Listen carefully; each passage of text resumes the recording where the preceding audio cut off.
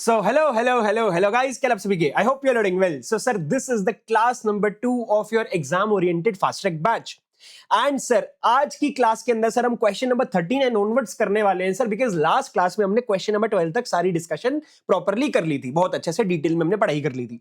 अब सर मैं आपको क्विकली बता देता हूं सर, हमने लास्ट क्लास में क्या क्या पढ़ाई करी थी। सर एक तो हमने कॉन्सेप्ट ऑफ एनएवी पढ़ा था, एंड सर इसके अलावा सर हमने डिविडेंड इक्वलाइजेशन का कॉन्सेप्ट पढ़ा था, एंट्री लोड और एग्जिट लोड के कॉन्सेप्ट को डिटेल में डिस्कस किया था। And apart from this, income that mutual fund should earn to meet the expectation of investor, इस टॉपिक को भी हमने डिस्कस किया था। सर फर्दर हमने holding period return and annualize return के टॉपिक को भी हमने देख लिया था, लेकिन उसके अंदर एक टॉपिक था डिसीजन मेकिंग वाला, वो अभी हमारी तरफ से पेंडिंग है, उसको भी हमने देखना है। एंड अब भैया हम चलेंगे sir next topic, next question की तरफ। और नेक्स्ट क्वेश्चन करवाने से पहले सर मेरे को आपको एक छोटी सी चीज की तरफ आपका ध्यान लेके आना है। सर आपको अपने कॉन्सेप्ट बुक पे आना है, और अपनी कॉन्सेप्ट बुक के अंदर सर म्यूचुअल फंड वाले चैप्टर के लास्ट पेज पे आ जाओ। क्या बोला मैंने? सर म्यूचुअल फंड वाले चैप्टर के लास्ट पेज पे आ जाओ। मोस्ट प्रोबेबली आपकी बुक के अंदर पेज नंबर 10 पे आ रहा होगा, तो फटाफट से ये खोल लीजिए। और सर यहां पर आपको लास्ट पेज पे एक लास्ट टॉपिक दिख रहा होगा, that how to consider number of days for the period of holding. यानी कि हमने म्यूचुअल फंड की यूनिट्स को कितने दिन के लिए होल्ड करके रखा, अगर हमें डेज की कंप्यूटेशन करनी पड़े तो हमें आईसीआई के तरीके से कैसे चलना है, बिकॉज हमें जैसे आईसीआई बताता है, जैसे आईसीआई क्वेश्चंस को सॉल्व करता है, हमें एग्जाम में उसी तरीके से चलना रहेगा। तो भैया यही मैंने आपको यहां पर स्पेसिफिकली लिख कर दिया है। अब भैया प्रॉब्लम पता है क्या है, आईसीआई ना बहुत मिक्स्ड ट्रीटमेंट फॉलो करता है in case of mutual fund. Specifically mutual fund के चैप्टर के अंदर आईसीआई मिक्स्ड ट्रीटमेंट फॉलो करता है। और सर वो मिक्स्ड ट्रीटमेंट क्या है? आईसीआई 2 डिफरेंट अप्रोचेस को फॉलो करता है, 2 डिफरेंट अप्रोचेस को, और वो भी पर्टिकुलरली म्यूचुअल फंड के चैप्टर के लिए। सर मेथड नंबर 1 क्या है? सर मेथड नंबर 1 ये है कि वो first date and last date दोनों को इंक्लूड करता है while the calculation. Sir first date and last date बोले तो कि भैया डेट ऑफ इन्वेस्टमेंट और भैया जो आपकी क्लोजिंग डेट है, जिस दिन आप अपनी एनएवी कैलकुलेट कर रहे हो, दोनों को कंसीडर करेगा नंबर ऑफ डेज कंप्यूट करते टाइम। ये तो होता है आईसीआई का मेथड नंबर 1। अब भैया दूसरा मेथड, कुछ क्वेश्चंस में आईसीआई क्या करता है, आईसीआई कुछ क्वेश्चंस में फर्स्ट डेट यानी कि डेट ऑफ इन्वेस्टमेंट को इग्नोर कर देता है और सिर्फ लास्ट डेट को इंक्लूड करता है। तो भैया अब यहां पर प्रॉब्लम ये है कि सर हम कौन से मेथड को फॉलो करें, हमें नहीं पता एग्जाम में कौन से में करें। सबसे बड़ी प्रॉब्लम कंफ्यूजन क्यों आती है? क्योंकि एक क्वेश्चन में आईसीआई ने मेथड नंबर 1 को फॉलो किया हुआ है, एक क्वेश्चन में आईसीआई ने मेथड नंबर 2 को फॉलो किया हुआ है, और भैया एक क्वेश्चन में आईसीआई ने दोनों मेथड्स दे रखे हैं कि भैया method number 1 alternatively method number 2। अब कौन सा फॉलो किया जाए? There is no clear ground. अब भैया क्योंकि कोई क्लियर ग्राउंड नहीं है, तो हमें एग्जाम में दोनों मेथड्स प्रेजेंट करने हैं, एंड ऑल्टरनेटिव एएफएम में देना अलाउड है। आपको इस चीज की कोई टेंशन लेने की जरूरत नहीं है, मुझ पे भरोसा रखो, और भैया ऐसे ही करके आना है। आपको क्या करना है, आपको प्रेजेंट करने हैं बोथ इन एग्जाम्स। एंड भैया जो आपका मेथड 2 होगा ना, जो मेथड 2, ये सेकंड मेथड को आपको एज एन ऑल्टरनेटिव देना है, यानी कि मेथड नंबर 1 आपका मेन प्रेजेंटेशन में आना चाहिए, and method number 2 as an alternative आपको दिखाना है। ठीक है, ये बात समझ में आ गई। अब भैया हम चलेंगे क्वेश्चन नंबर 13 की तरफ। सर आपने क्वेश्चन नंबर 13 से पहले ये चीजें क्यों बताई? बिकॉज डेज की यहां पर कंसिडरेशन आने वाली है इस क्वेश्चन में, इसलिए मैंने आपको ये चीज बताई है। अब जरा ध्यान से देखते हैं इस क्वेश्चन को। और भैया इस क्वेश्चन के अंदर मैंने एक छोटी सी करेक्शन आपको करनी है, मैं आपको बता देता हूं। आपके क्वेश्चन बैंक के अंदर क्वेश्चन नंबर 13 आ रहा होगा, और ये क्वेश्चन नंबर 13 के अंदर ना एक आपका अमाउंट ऑफ इन्वेस्टमेंट नाम से जो हेडिंग आ रही है ना, ये amount of investment for scheme x, ये स्कीम एक्स हो सकता है आपकी बुक में गलती से 50,000 रुपीज प्रिंट हो गया हो, इसको काट के 5 लाख रुपीज कर लो। ठीक है, यानी कि एक जीरो एक्स्ट्रा लगानी है। और ये जो dividend received up to 31 March 2009 हो सकता है गलती से आपकी बुक में, गलती से हो सकता है 950 आ रहा हो या फिर कुछ और आ रहा हो, इसको सर चेंज करके 9500 रुपीज आपको कर लेना है। वैसे मोस्ट प्रोबेबली आपको अपडेटेड बुक ही मिली होगी, बिकॉज हमने अब करेक्शन यानी करेक्टेड बुक जो है वो प्रिंटिंग में भेज दी है। लेकिन अगर आपको बाई चांस पुरानी बुक मिली हो, मतलब बाई चांस अगर आपको पुराना वर्जन मिला हो, ऐसा कोई चेंजेस नहीं आया, बस हमने वर्जन जो चेंज किया है ना, उसमें सिर्फ और सिर्फ करेक्शंस करी है, ये टाइपोस को फिक्स किया और कोई चेंज नहीं किया। डरना मत सर हमारे पास सेकंड पुराना वर्जन आ गया, नया वर्जन आ गया, वो टेंशन लेने की आपको जरूरत नहीं है। एज सच आपकी बुक दोनों केसेस में प्योरली अपडेटेड, आपको उसकी कोई दिक्कत नहीं आने वाली। अब भैया दूसरी चीज, अगर आपको अनकरेक्टेड वर्जन वाली बुक मिली होगी तो मोस्ट प्रोबेबली आपको अडेंडम भी साथ में मिला होगा, बिकॉज हमने अडेंडम यानी कि जो सारे इश्यूज आ रहे हैं वो एक अडेंडम में लिखकर उनको हमने साथ में प्रिंट करके बच्चों को बांट दिया है। ठीक है, अगर अडेंडम भी नहीं मिला बाय चांस, बाय मिस्टेक अगर आपको एडेंडम भी नहीं पहुंचा, तो मैं आपको मतलब अब मैं आपको क्लास में जब बता ही दे रहा हूं तो आपको कोई दिक्कत नहीं आएगी सर, तो इसको आप ठीक कर लीजिए, बस ये बात थी, मैंने आपको बता दी। अब हम चलते हैं क्वेश्चन नंबर 13 पे। सर क्वेश्चन नंबर 13 क्या बोलता है? देखो, mister Sinha has invested in 3 mutual fund schemes as per the details below. यानी कि मिस्टर सिन्हा नाम से एक पर्सन है, उसने 3 स्कीम्स में इन्वेस्टमेंट करी है और वो तीनों स्कीम्स की आपको डिटेल दे रखी है। सर स्कीम नंबर 1 क्या सर? स्कीम नंबर 1 यानी कि एक्स वाई एंड जेड, ये तीनों स्कीम्स है एंड सर तीनों स्कीम्स का आपको डेट ऑफ इन्वेस्टमेंट गिवन है। भैया डेट ऑफ इन्वेस्टमेंट दे दिया, जरा ध्यान देना इस पे। सर आपको अमाउंट ऑफ इन्वेस्टमेंट बता दिया तीनों स्कीम का, ठीक है सर। आपको sir NAV on entry date, यानी कि जिस दिन आपने एंट्री करी म्यूचुअल फंड में इन्वेस्टमेंट किया, उस दिन नेट एसेट वैल्यू क्या था, एनएवी क्या था, आपको वो बता दिया। और भैया आपको डिविडेंड रिसीव्ड बता दिया अप टू 31 मार्च 2009। जरा ध्यान से देखिए, ये तो आपकी डेट ऑफ इन्वेस्टमेंट थी और अब आ गया 31 मार्च 2009 यानी कि बैलेंस शीट डेट। तो हो सकता है कि ये क्लोजिंग पीरियड है, ये फॉर श्योर आपका क्लोजिंग पीरियड है। इस डेट को आप अपनी रिटर्न वगैरह निकाल रहे होगे, कुछ भी कर रहे होगे, क्वेश्चन जो बोल रहा होगा उसके हिसाब से देखेंगे। तो आपको डिविडेंड रिसीव्ड बता दिया सर, हमें कितना आया तीनों केसेस में। सर एक में 9500, एक में 1500, यहां पर 0 रुपीस का डिविडेंड मिला है। और आपको sir NAV on closing date बता दिया 31 मार्च यानी कि बैलेंस शीट डेट वाले दिन आपकी एनएवी पर यूनिट क्या है वो बता दिया। आपको बोल रहा है you are required to calculate the effective yield on per annum basis. आपको पर एनम बेसिस पे इफेक्टिव यील्ड बतानी है in respect of the 3 schemes up to 31 March 2009। आपको इफेक्टिव यील्ड पर एनम निकालने के लिए बोला गया है। तो आ जाओ मेरे साथ इस क्वेश्चन को देखते हैं। सर पहले मैं आपको एक चीज याद दिला देता हूं, सर इफेक्टिव यील्ड यानी कि आपको रिटर्न निकाल के बतानी है। रिटर्न सर 2 तरीके से होती है हमारी म्यूचुअल फंड में, ये हमने बहुत डिटेल में डिस्कस किया था। सर पहला सर कैपिटल एप्रिसिएशन होता है, सर दूसरा हमें डिविडेंड या फिर इनकम डिस्ट्रीब्यूशन मिलता है। इन 2 तरीकों से हम म्यूचुअल फंड से इनकम कमा सकते हैं as an investor. Yes sir. अब भैया देखो, सबसे पहली चीज आप जरा ध्यान यहां पर जरा ध्यान से देखिए। सर हमें अमाउंट ऑफ इन्वेस्टमेंट दे रखा है और सर हमें यहां पर एनएवी और एंट्री डेट दे रखा है। इन दोनों को डिवाइड करके क्या मैं नंबर ऑफ यूनिट्स निकाल सकता हूं? हां, मैं नंबर ऑफ यूनिट्स निकाल सकता हूं। मेरे को क्वेश्चन में गिवन नहीं है मैंने कितनी यूनिट्स खरीदी है, लेकिन मेरे को amount of investment and NAV और एंट्री डेट बता रखा है। दोनों को डिवाइड करूंगा तो भैया मेरी नंबर ऑफ यूनिट्स निकल के आ जाएंगी। तो भैया मैंने यहां पर क्या करा, आंसर नंबर 13 में देखो सर, सबसे पहले मैंने अमाउंट ऑफ इन्वेस्टमेंट लिख दिया और मेरे पास एनएवी एट इन्वेस्टमेंट डेट यानी कि NAV on in entry date मेरे को दे रखा है। सर एंट्री डेट की एनएवी दे रखी है, वो मैंने यहां पर लिख दी। इन दोनों को डिवाइड करके यानी कि ए डिवाइड बाय बी करके मैंने नंबर ऑफ यूनिट्स निकाल ली। यहां तक बात समझ में आती है? Yes sir, number of units आ गई। अब भैया नंबर ऑफ यूनिट्स आ गई, इन नंबर ऑफ यूनिट्स को मैं क्लोजिंग एनएवी के साथ मल्टीप्लाई कर दूंगा तो मेरी क्लोजिंग वैल्यू ऑफ इन्वेस्टमेंट आ जाएगी। अब देखो सर, मेरे पास एनएवी ऑन क्लोजिंग डेट भी क्वेश्चन में गिवन है, वो मैंने NAV as on closing date यहां पर लिख दी। अब मैं क्या करूंगा सर, मैं नंबर ऑफ यूनिट्स को क्लोजिंग एनएवी के साथ मल्टीप्लाई करूंगा। सर ये मैंने 47619.05 को 10.40 से मल्टीप्लाई करा तो मेरा ये निकल के आ गया क्लोजिंग वैल्यू ऑफ इन्वेस्टमेंट। ऐसे ही तीनों स्कीम का आपको निकाल लेना है।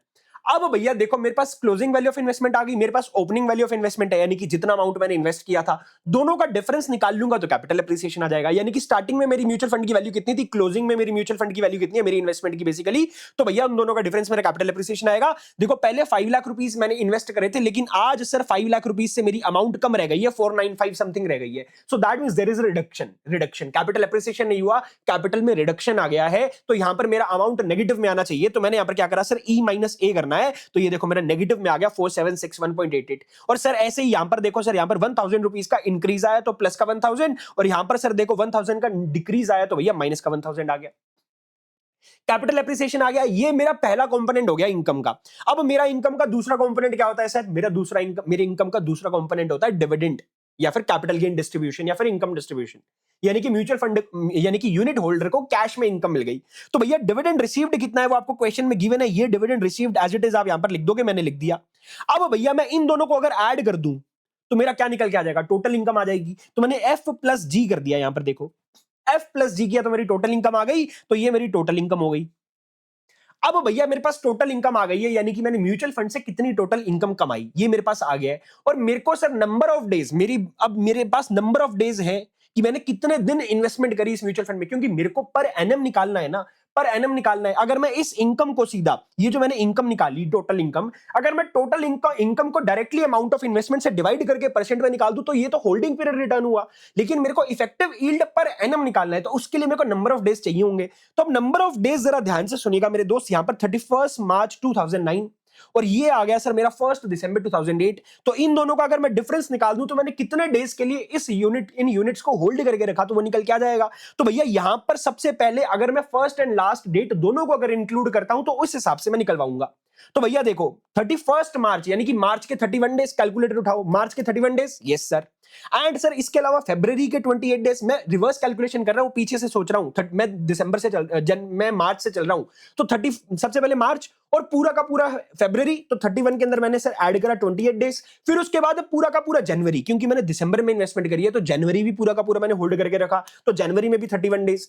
एंड सर अब 1 दिसंबर दिया हुआ है, 1 दिसंबर दिया हुआ है, दैट मींस दिसंबर के भी पूरे ही लेने पड़ेंगे, क्योंकि हम फर्स्ट डे को भी इंक्लूड कर रहे हैं, तो दिसंबर के भी 31 डेज आएंगे, तो प्लस 31 और कर दूंगा, तो भैया ये निकल के आता है 121।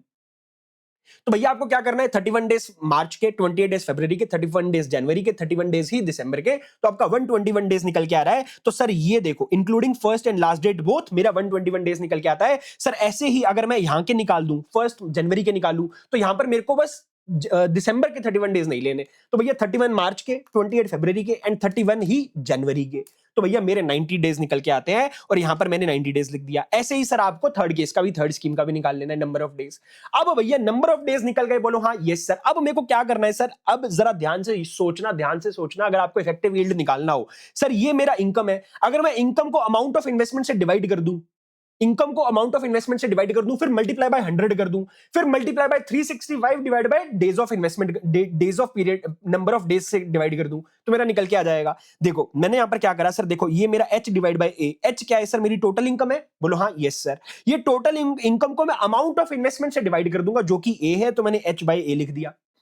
एंड सर अब मैंने इसको डिवाइड कर दिया आई के साथ। आई क्या है sir, I is my number of days, तो मैंने नंबर ऑफ डेज से डिवाइड करा, यानी कि 121 से डिवाइड किया और मल्टीप्लाई बाय 365 कर दिया और इनटू 100 कर दिया। तो कुछ नहीं है सर, ये मेरा total income divide by total investment, यानी कि ये मेरा रिटर्न आ गया होल्डिंग पीरियड का। अब ये होल्डिंग पीरियड के रिटर्न को मैं एनुअल रिटर्न के अंदर कन्वर्ट कर रहा हूं, उसके लिए सर मैंने पीरियड ऑफ होल्डिंग से डिवाइड किया और 365 डेज से मल्टीप्लाई कर दिया, इंटू 100 करा, तो मेरा इफेक्टिव यील्ड पर एनम निकल के आ जाएगा। ऑल्टरनेटिवली भी हमें देना है, ऑल्टरनेटिवली भैया इग्नोरिंग फर्स्ट डे। अब भैया इग्नोरिंग फर्स्ट डे अगर हम करते हैं तो 121 डेज की जगह पे ऑब्वियसली फर्स्ट डे को इग्नोर करोगे तो 120 डेज हो जाएंगे, इस केस में 89 हो जाएंगे, इस केस में सर 30 डेज हो जाएगा। अब भैया आप सेम फॉर्मूले की मदद से इफेक्टिव यील्ड पर एनम निकाल सकते हो और ये निकल के आ जाएगा। अब हम चलेंगे सर क्वेश्चन नंबर 14 की तरफ, नेक्स्ट क्वेश्चन की तरफ। आसान था सर, बेहद आसान था, आसान था, समझ में आया अच्छे से? Yes sir. कोई डाउट हो तो ऑब्वियसली आपको थोड़ा सा वीडियो को पीछे करके देखना है, अगर फिर भी डाउट हो तो भैया मेरे को, मेरे व्हाट्सएप नंबर आपके पास है, मेरे को मैसेज कर देना, मैं आपका डाउट इमीडिएटली सॉल्व कर दूंगा। ठीक है, नेक्स्ट क्वेश्चन को डिस्कस करते हैं। सर आपका क्वेश्चन नंबर 14 जो है सर, ये आपके मई 24 के एग्जाम में पूछा गया था, और ये क्वेश्चन बोलता क्या है सर, देखो, मिस्टर कर has invested in 3 mutual fund schemes. Mister कर नाम के पर्सन ने सर 3 स्कीम्स में इन्वेस्टमेंट करी है, एंड तीनों स्कीम्स का आपको डेटा दे रखा है सर, अमाउंट ऑफ इन्वेस्टमेंट बता दी कि कितना अमाउंट आपने इन्वेस्ट किया था, और सर आपको बता दिया डिविडेंड रिसीव्ड अप टू 31 मार्च 2023, यानी कि 2023 तक आपने कितना डिविडेंड रिसीव करा था, मतलब क्लोजिंग डेट तक कितना डिविडेंड रिसीव हुआ, तीनों के केस में आपको बता दिया। एंड आपको क्लोजिंग डेट की एनएवी बता रहा है कि एनएवी पर यूनिट क्या थी आपकी क्लोजिंग डेट पे। ठीक है सर, हमें क्लोजिंग एनएवी मिल गई।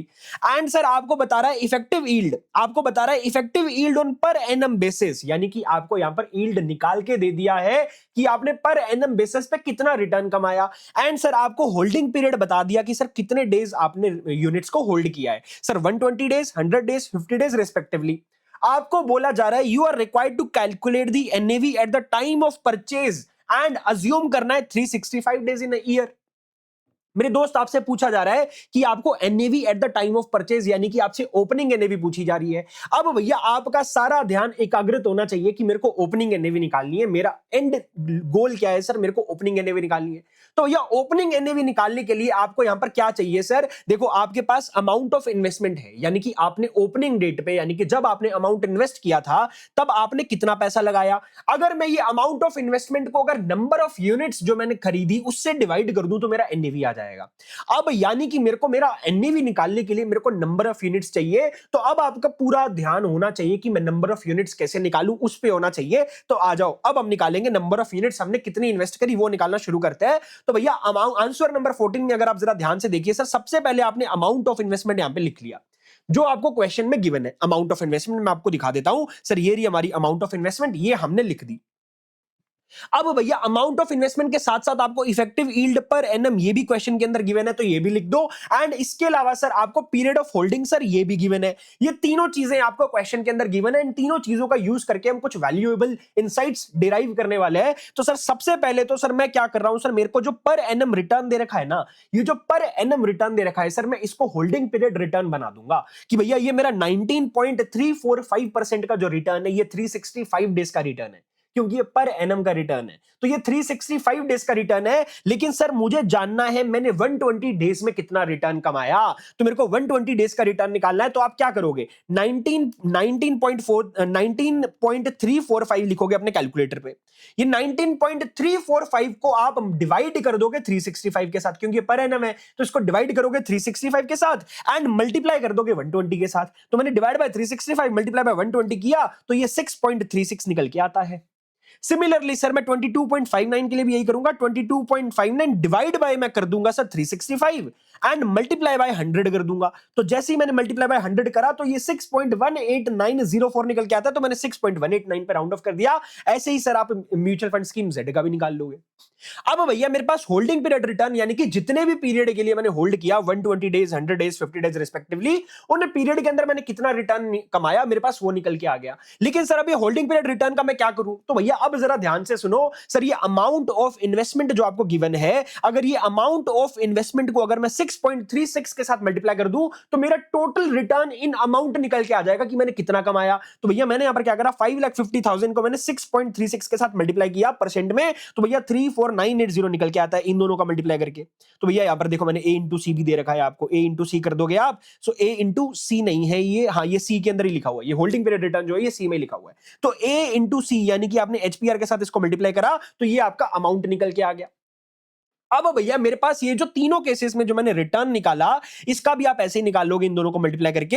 ये जो रिटर्न हमने निकाला सर, ये रिटर्न इसमें दो कंपोनेंट्स है। रिटर्न के आपको पता ही है दो ही कंपोनेंट्स होते हैं सर, दो कंपोनेंट्स है। कौन कौन से सर, एक तो डिविडेंड है, एक कैपिटल एप्रिसिएशन है। अब भैया मेरे पास टोटल रिटर्न आ गई, ये टोटल रिटर्न में डिविडेंड एंड कैपिटल एप्रिसिएशन दोनों इंक्लूडेड है। और सर मेरे को क्वेश्चन के अंदर डिविडेंड गिवन है। अब मेरे को क्वेश्चन में डिविडेंड गिवन है तो मैं क्या करूंगा सर, ये टोटल रिटर्न में से अगर मैं डिविडेंड को माइनस कर दूं तो मेरा कैपिटल एप्रिसिएशन आ जाएगा। तो मैंने यहां पर क्या करा सर, मैंने डिविडेंड अमाउंट लिख दिया, मैंने अपने टोटल रिटर्न के नीचे डिविडेंड अमाउंट लिख दिया। अब भैया मैं टोटल रिटर्न में से डिविडेंड के अमाउंट को माइनस कर दूंगा तो मेरा कैपिटल एप्रिसिएशन आ जाएगा। तो ये देखो डी माइनस ई मैंने यहां पर कर दिया, तो मेरा कैपिटल एप्रिसिएशन आ गया।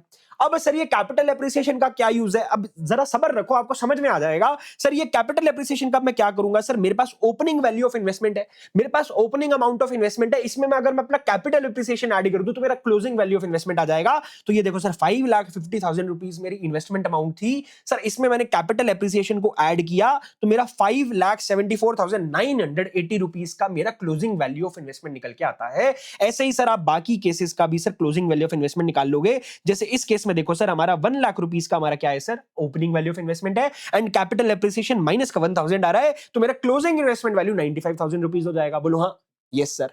अब भैया मेरे पास क्लोजिंग वैल्यू ऑफ इन्वेस्टमेंट है और मेरे पास क्लोजिंग एनएवी भी है। मेरे पास क्वेश्चन में क्लोजिंग एनएवी भी गिवन है, ये रही मेरी क्लोजिंग एनएवी। अब ये क्लोजिंग एनएवी मैं यहां पर लिख दूंगा, मैंने लिख दिया क्लोजिंग एनएवी।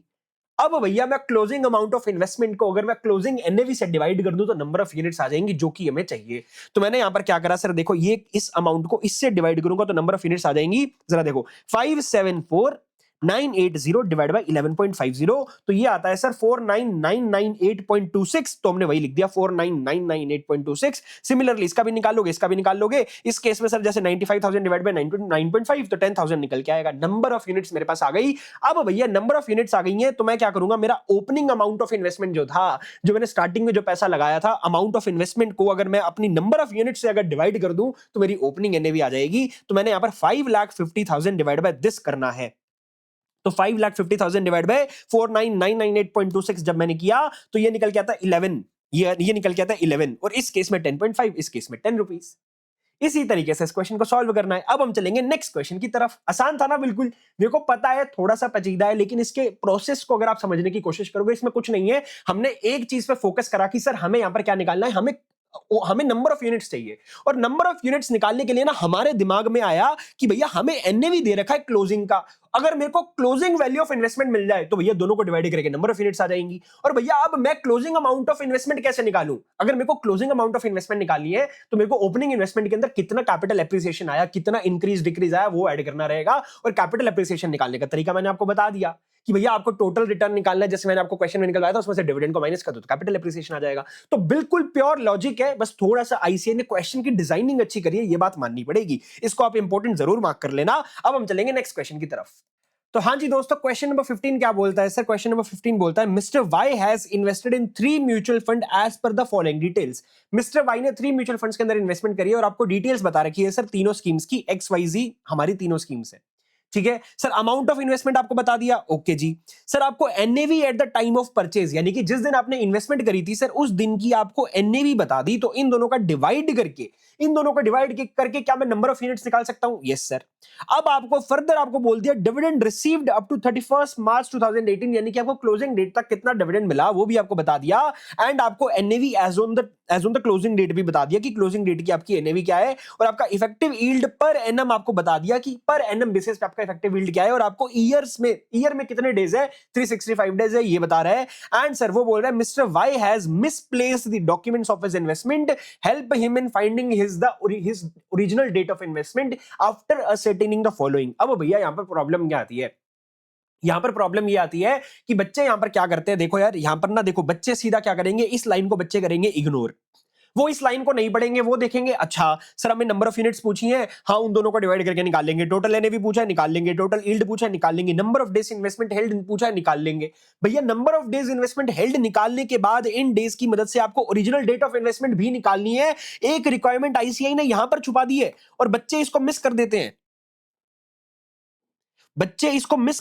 एक रिक्वायरमेंट आईसीआई ने बहुत छुप के प्यार से छुपाई हुई है, समझ रहे हो? तो ऐसे ना क्वेश्चन को अच्छे से रीड करना है, अदरवाइज गलतियां हो जाएंगी। गलतियां अवॉइड करनी है हमें, एग्जाम में ऐसी दिक्कतें नहीं करके आनी। तो भैया अब हमें समझ में आ गया क्या क्या पूछा है सर। सबसे पहले number of units in each scheme पूछा है। अब नंबर ऑफ यूनिट्स के लिए मैंने आपको बताया था सर हमें अमाउंट ऑफ इन्वेस्टमेंट दे रखा है और हमें NAV at the time of purchase दे रखा है सर। दोनों को डिवाइड करेंगे, नंबर ऑफ यूनिट्स आ जाएगी। तो देखो सबसे पहले मैंने यहां पर क्या करा sir, mutual fund Y X Y और जी तीनों स्कीम्स का सर मैंने अमाउंट ऑफ इन्वेस्टमेंट लिख दिया और NAV at the time of purchase मुझे गिवन है सर, वो भी मैंने लिख दिया। इन दोनों को डिवाइड करूंगा तो नंबर ऑफ यूनिट्स आ जाएंगी। तो मेरी number of units in each scheme निकल के आ गई।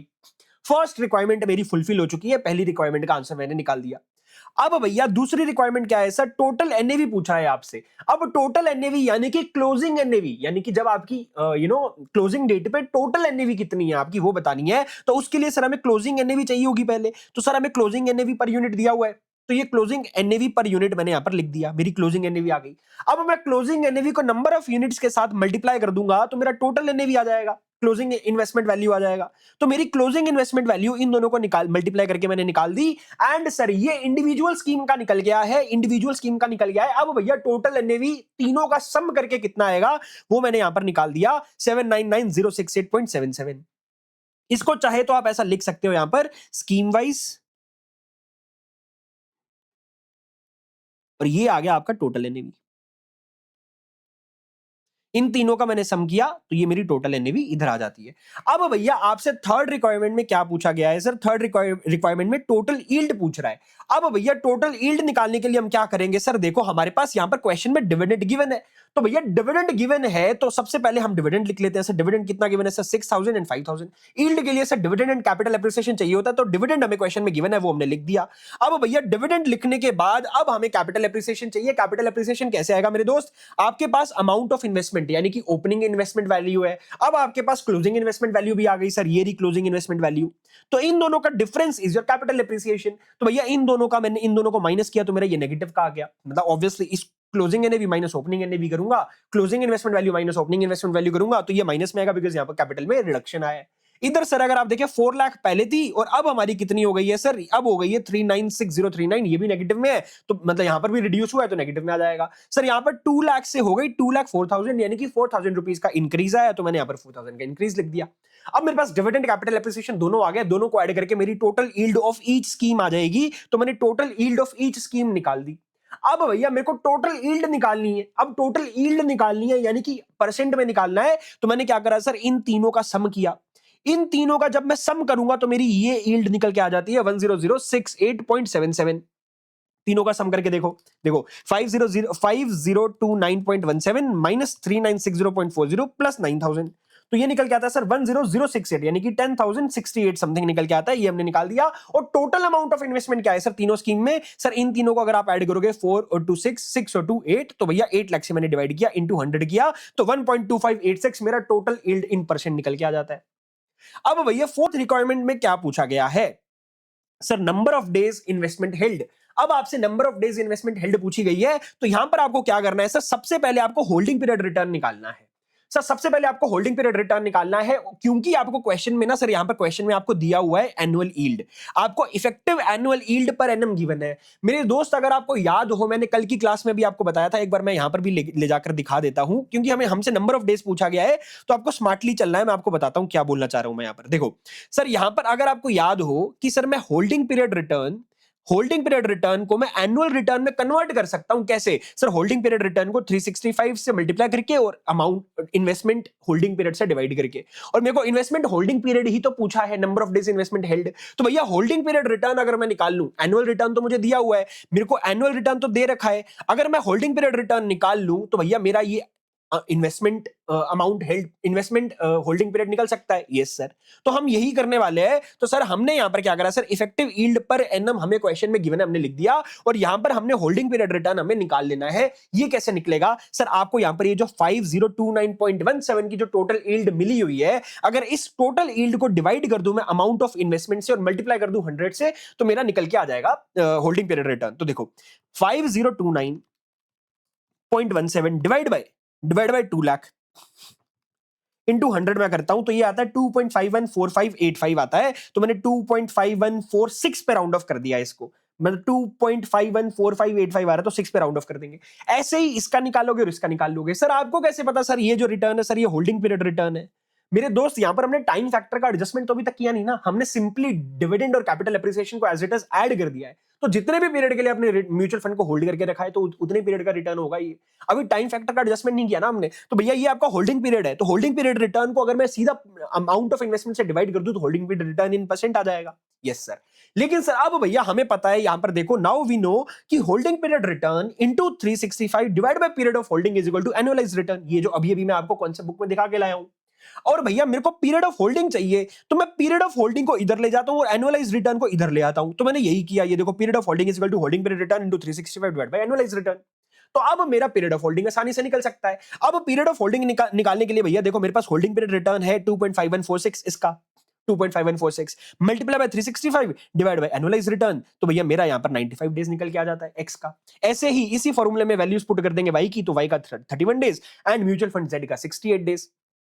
अब भैया ये आपकी फोर्थ रिक्वायरमेंट हो गई, लेकिन एक हिडन रिक्वायरमेंट भी आपसे पूछी गई थी, डेट ऑफ ओरिजिनल इन्वेस्टमेंट। अब ये डेट ऑफ ओरिजिनल इन्वेस्टमेंट निकालने के लिए भैया अपने पास फिर से दो चॉइसेस है, दो ऑप्शन से हमें दिखाना पड़ेगा, एक considering first and last date दोनों को, और एक ऑल्टरनेटिवली भी मैंने आपको यहां पर बताया हुआ है, ये वाला, ये ऑल्टरनेटिवली वाला भी हमें बताना है। तो भैया सबसे पहले मैं आपको यहां पर ये वाले तरीके का बताता हूं। सर 95 डेज अपना निकल के आया है। अब भैया 95 डेज आपको सीधा 31 मार्च में से माइनस करने हैं। तो भैया पहले 95 डेज को एज इट इज जब माइनस करोगे, लास्ट में फिर +1 करना पड़ेगा, ताकि आपका फर्स्ट डे भी इनकॉर्पोरेट हो जाए। तो मैं आपको दिखाता हूं, देखो सर 31 डेज मैंने पूरे जनवरी के काट दिए, सॉरी पूरे मार्च के काट दिए, फिर 28 डेज फरवरी के, फिर 31 डेज मेरे जनवरी के। तो भैया जनवरी, फरवरी और मार्च के मेरे 90 डेज हो जाते हैं। कितने? 90 डेज। तो 95 डेज में से मेरा 90 डेज जो है वो जनवरी, फरवरी एंड मार्च में एग्जॉस्ट हो चुका है। अब 31 दिसंबर में से मेरे को 5 डेज काटने हैं। अब 31 दिसंबर में से मेरे को 5 डेज काटने, तो 31 माइनस 5 करूंगा तो ये निकल के आता है 26। इसमें आपको +1 करना पड़ेगा ताकि आपका फर्स्ट डे भी इंक्लूड हो जाए। तो मैंने +1 किया, फर्स्ट डे भी इंक्लूड हो जाए, तो ये निकल के आता है 27। तो ये 27 निकल के आता है, दैट मींस इट इज 27 जनवरी, 27 दिसंबर आपका निकल के आएगा। ऐसे ही सर इस केस में भी निकालोगे और इस केस में निकालोगे। और भैया अब alternatively original date of investment, यानी कि जो आपने सीधा -5 किया था ना, 31 -5 डायरेक्टली किया था, 31 डेज ऑफ जनवरी में से सीधा -5 किया था, तो वो आपका ऑल्टरनेटिवली इग्नोरिंग फर्स्ट डेट निकाल के देता है। तो उस केस में ऐसे 26 निकल के आएगा, तो 26 दिसंबर हो जाएगा। तो आपको दोनों प्रेजेंट करने हैं, हमें हमारे मार्क्स बचाने हैं। ठीक है, अब हम चलेंगे सर नेक्स्ट क्वेश्चन की तरफ। आई होप आप लोगों को ये क्वेश्चन भी समझ में आ गया होगा और आपको समझ में आया होगा कि आईसीआई कैसे चीजों को छुपाता है। जैसे इस क्वेश्चन में एक छोटी सी रिक्वायरमेंट को छुपा कर दिया हुआ था, जो बच्चे भूल जाते हैं, and that becomes the reason of deduction of 2 marks. तो हाँ जी दोस्तों, क्वेश्चन नंबर 16 अब आपका क्या बोलता है सर, मई 2022 का ये आपका एग्जामिनेशन का क्वेश्चन है। एंड सर अब भैया आप लोगों को याद आ रहा होगा सर, एक कॉन्सेप्ट था जो क्वेश्चन नंबर 16 के ऊपर बेस्ड था, जो आपने बताया था कि आप क्वेश्चन नंबर 16 के साथ इसको पढ़ाओगे। तो भैया पहले क्वेश्चन देखेंगे, फिर आपको समझ में आएगा कि भैया हमने कितनी मेहनत करी है इस सब्जेक्ट के ऊपर। तब आपको पता चलेगा कि भैया क्या मस्त एनालिसिस करा है, और आपको पूरे इंडिया में ये एनालिसिस कहीं नहीं मिलने वाला। ये हमने बैठ के पूरी मेहनत करके ये एनालिसिस किया है। तो पहले क्वेश्चन नंबर 16 देखते हैं, फिर आपको पता चलेगा। सर क्वेश्चन नंबर 16 बोलता है mister D had invested 3 mutual funds as per the following details. Mister D ने 3 म्यूचुअल फंड स्कीम के अंदर इन्वेस्टमेंट करी है, और आपको डिटेल्स नीचे गिवन है। सर अमाउंट ऑफ इन्वेस्टमेंट आपको तीनों केसेस की बता दी, NAV at the time of purchase बता दिया, कि यानी कि जिस दिन आपने इन्वेस्टमेंट करी थी उस टाइम पे एनएवी कितनी थी वो आपको बता दिया। सर आपको क्लोजिंग डेट तक डिविडेंड यील्ड बता दिया, कि भैया आपने कितना डिविडेंड इन परसेंट कमाया है, डिविडेंड यील्ड दिया है, यील्ड। यस सर, ठीक है।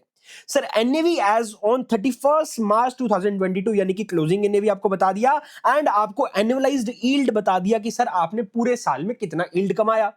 और आपको बोल रहा है एक साल में 365 डेज को अज्यूम करके चलना है, and mister D has misplaced his documents of his investment. Same वही कहानी, you are required to help mister D to find out the following. आपको बोल रहा है number of units allotted in each scheme. सबसे पहली रिक्वायरमेंट है कि हर स्कीम के अंदर उसको कितनी यूनिट्स अलॉट की गई होंगी। तो भैया अमाउंट ऑफ इन्वेस्टमेंट को NAV at the time of purchase से डिवाइड कर दोगे तो आपका निकल के आ जाएगा नंबर ऑफ यूनिट्स। तो भैया क्वेश्चन नंबर 16 के अंदर अगर आप देखोगे सर, इसके पहले सॉल्यूशन में आपका म्यूचुअल फंड स्कीम ए के लिए मैंने क्या करा सर, मेरे को यहां पर अमाउंट ऑफ इन्वेस्टमेंट गिवन है 2 लाख रुपीस, यस सर, और एनएवी 10 रुपीस है, डिवाइड कर दिया, नंबर ऑफ यूनिट्स आ गई। सिमिलरली यहां पर हमने 5 lakh divide bye 25 and 4 lakh divide bye 20 कर देना है। तो 5 lakh divide bye 25 and 4 lakh divide bye 20, तो हमारी नंबर ऑफ यूनिट्स तीनों के केस में 20,000 यूनिट्स निकल के आती हैं।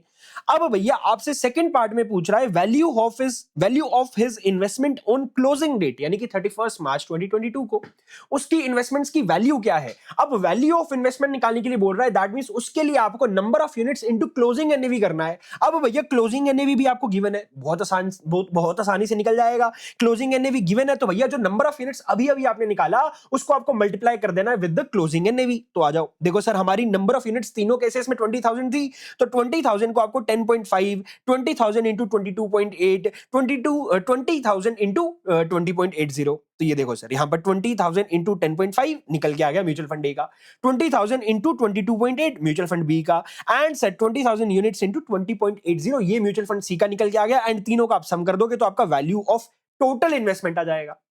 अब भैया थर्ड पार्ट में क्या पूछा जा रहा है, holding period of his investment in number of days as on 31 March 2022।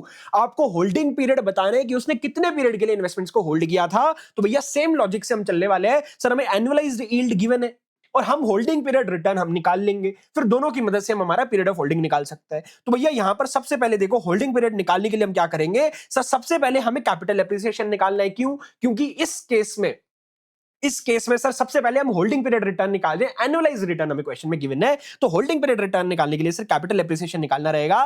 Capital appreciation कैसे निकलेगा सर, देखो 2,10,000 हो गई हमारी amount of investment closing time पे, और जब हमने इन्वेस्टमेंट करी थी तब वैल्यू कितनी थी सर, तब वैल्यू थी सर 2 लाख रुपीस। तो 2,10,000 माइनस 2 लाख आप कर दोगे तो 10,000 रुपीस का एप्रिसिएशन आया इस पर्टिकुलर केस में, ए के केस में। और सर अब बी के केस में देखो सर, हमारा बी के केस में सर क्लोजिंग इन्वेस्टमेंट वैल्यू कितनी है, 4,56,000, तो हमने यहां पर लिख दिया। And opening amount of investment कितनी है सर, हमारी 5 लाख रुपीस है, तो मैं माइनस करूंगा तो मेरा कैपिटल एप्रिसिएशन माइनस में निकल के आ रहा है 44,000। एंड सर सिमिलरली आप सी का निकाल लोगे सर, सी का 16,000 का कैपिटल एप्रिसिएशन निकल के आ रहा है। और क्वेश्चन में आपको डिविडेंड यील्ड गिवन है, तो डिविडेंड यील्ड भैया आपको इस परसेंट को सीधा आपकी अमाउंट ऑफ इन्वेस्टमेंट के साथ मल्टीप्लाई कर देना है। तो भैया यहां पर 2 लाख इंटू 3%, ये क्योंकि यील्ड है इसलिए मैं अमाउंट ऑफ इन्वेस्टमेंट से मल्टीप्लाई कर रहा हूं, फेस वैल्यू वाला डिविडेंड नहीं है ये, ठीक है। जो आपको एक डिविडेंड ऑन फेस वैल्यू अलग से गिवन होता है वो चीज नहीं है ये यहां पे। तो भैया 2 लाख इंटू 3% मैं करूंगा, 5 लाख इंटू 5% करूंगा, एंड 4 इंटू 4% कर दूंगा। तो यहां पर देखो sir 2 lakh into 3%, 5 lakh into 5%, 4 lakh into 4%, and sir मेरा डिविडेंड निकल के आ गया। अब भैया कैपिटल एप्रिसिएशन प्लस डिविडेंड अगर मैं ऐड कर दूं तो मेरा यील्ड निकल के आ जाएगा रुपीस में। ये मेरा होल्डिंग पीरियड का रिटर्न हो गया इन रुपीस, तो भैया ये मेरा होल्डिंग पीरियड रिटर्न इन रुपीस आ गया। अब ये होल्डिंग पीरियड रिटर्न इन रुपीस को अगर मैं अमाउंट ऑफ इन्वेस्टमेंट से डिवाइड कर दूं तो मेरा होल्डिंग पीरियड रिटर्न इन परसेंट आ जाएगा। तो 16,000 डिवाइड बाय 2 लाख, क्योंकि मेरा 2 लाख का इन्वेस्टमेंट था इस केस में। तो भैया यहां पर देखो 16,000 डिवाइड बाय 2 लाख, तो ये निकल के आता है सर 8%। ऐसे ही सर इसका निकाल लोगे सर, 19,000 माइनस का डिवाइड बाय 5 लाख, तो 19,000 डिवाइड बाय 5 लाख आप कर दोगे और ये माइनस में आना चाहिए, तो भैया ये आ रहा है माइनस का 3.8%। एंड ऐसे ही आपको सी का निकालना है, ये आपका होल्डिंग पीरियड रिटर्न है एंड एनुअलाइज्ड रिटर्न आपको क्वेश्चन में गिवन है, ये रहा। अब ये एनुअलाइज्ड रिटर्न आपको एज इट इज लिख लेना है। सर ये एनुअलाइज्ड रिटर्न हमने यहां पर लिख दिया। अब now we know, now what we know sir, holding period return into 365 divided by period of holding is equal to annualised yield and means मेरा पीरियड ऑफ होल्डिंग कैसे निकलेगा सर, इसको इधर ले जाऊंगा, इसको इधर ले आऊंगा, तो सर ये holding period return into 365 divided bye annualised yield अगर मैं कर दूं तो मेरा पीरियड ऑफ होल्डिंग आ जाएगा। और तीनों केसेस में मैंने सेम फॉर्मूले से सर पीरियड ऑफ होल्डिंग निकाल लिया एंड यहां पर 194.67 निकल के आ रहा है, दैट मींस 195 डेज। बात समझ में आती है? यस सर, ये भी हो गया। अब पार्ट नंबर 4 में क्या पूछ रहा है सर? अब सर पार्ट नंबर 4 में पूछ रहा है sir dates of his original investments. अब डेट्स ऑफ ओरिजिनल इन्वेस्टमेंट्स निकालने के लिए सर 31 मार्च में से सर हमने जो पीरियड ऑफ होल्डिंग अभी भी निकाला है उसको माइनस कर देंगे और सर इसको दो अल्टरनेटिव से हमें देना पड़ेगा, जिससे दोनों अल्टरनेटिव्स मैंने आपको बताया था, फर्स्ट डे को भी इंक्लूड करके और एक में सर फर्स्ट डे को एक्सक्लूड करके। तो भैया हमारा यहां पर 31 मार्च 2022 में से 300 डेज को मैं माइनस करूंगा। जब 300 डेज को माइनस करूंगा तो सर मेरा एक्सक्लूडिंग फर्स्ट डे निकल के आएगा। उसमें अगर मैं 1 डे को ऐड कर दूं तो मेरा इंक्लूडिंग फर्स्ट डे निकल जाएगा। सो मैंने 31 मार्च में से 300 डेज को जब मैं माइनस करता हूं तो 4 जून निकल के आता है और 4 जून में आपको +1 कर देना है, तो भैया आपका investment date considering first day आ जाएगा। एंड अगर आप +1 ना करोगे, अगर आप +1 नहीं करोगे, सीधा 300 डेज को माइनस करोगे तो 4 जून आपका ऑल्टरनेटिव आंसर निकल के आएगा, इग्नोरिंग फर्स्ट डे। ऐसे ही सर आपको म्यूचुअल फंड वाई के अंदर भी करना है सर, 124 डेज को माइनस करोगे एंड यहां पर आपको 198 डेज को माइनस करना है, जिससे आपकी ये डेट्स निकल के आएंगी। बोलो हाँ, यस सर। अब सर पार्ट नंबर 5 में क्या पूछ रहा है सर? आपको टोटल रिटर्न ऑन इन्वेस्टमेंट पूछा जा रहा है कि आपने टोटल इन्वेस्टमेंट पे कितना टोटल रिटर्न कमाया।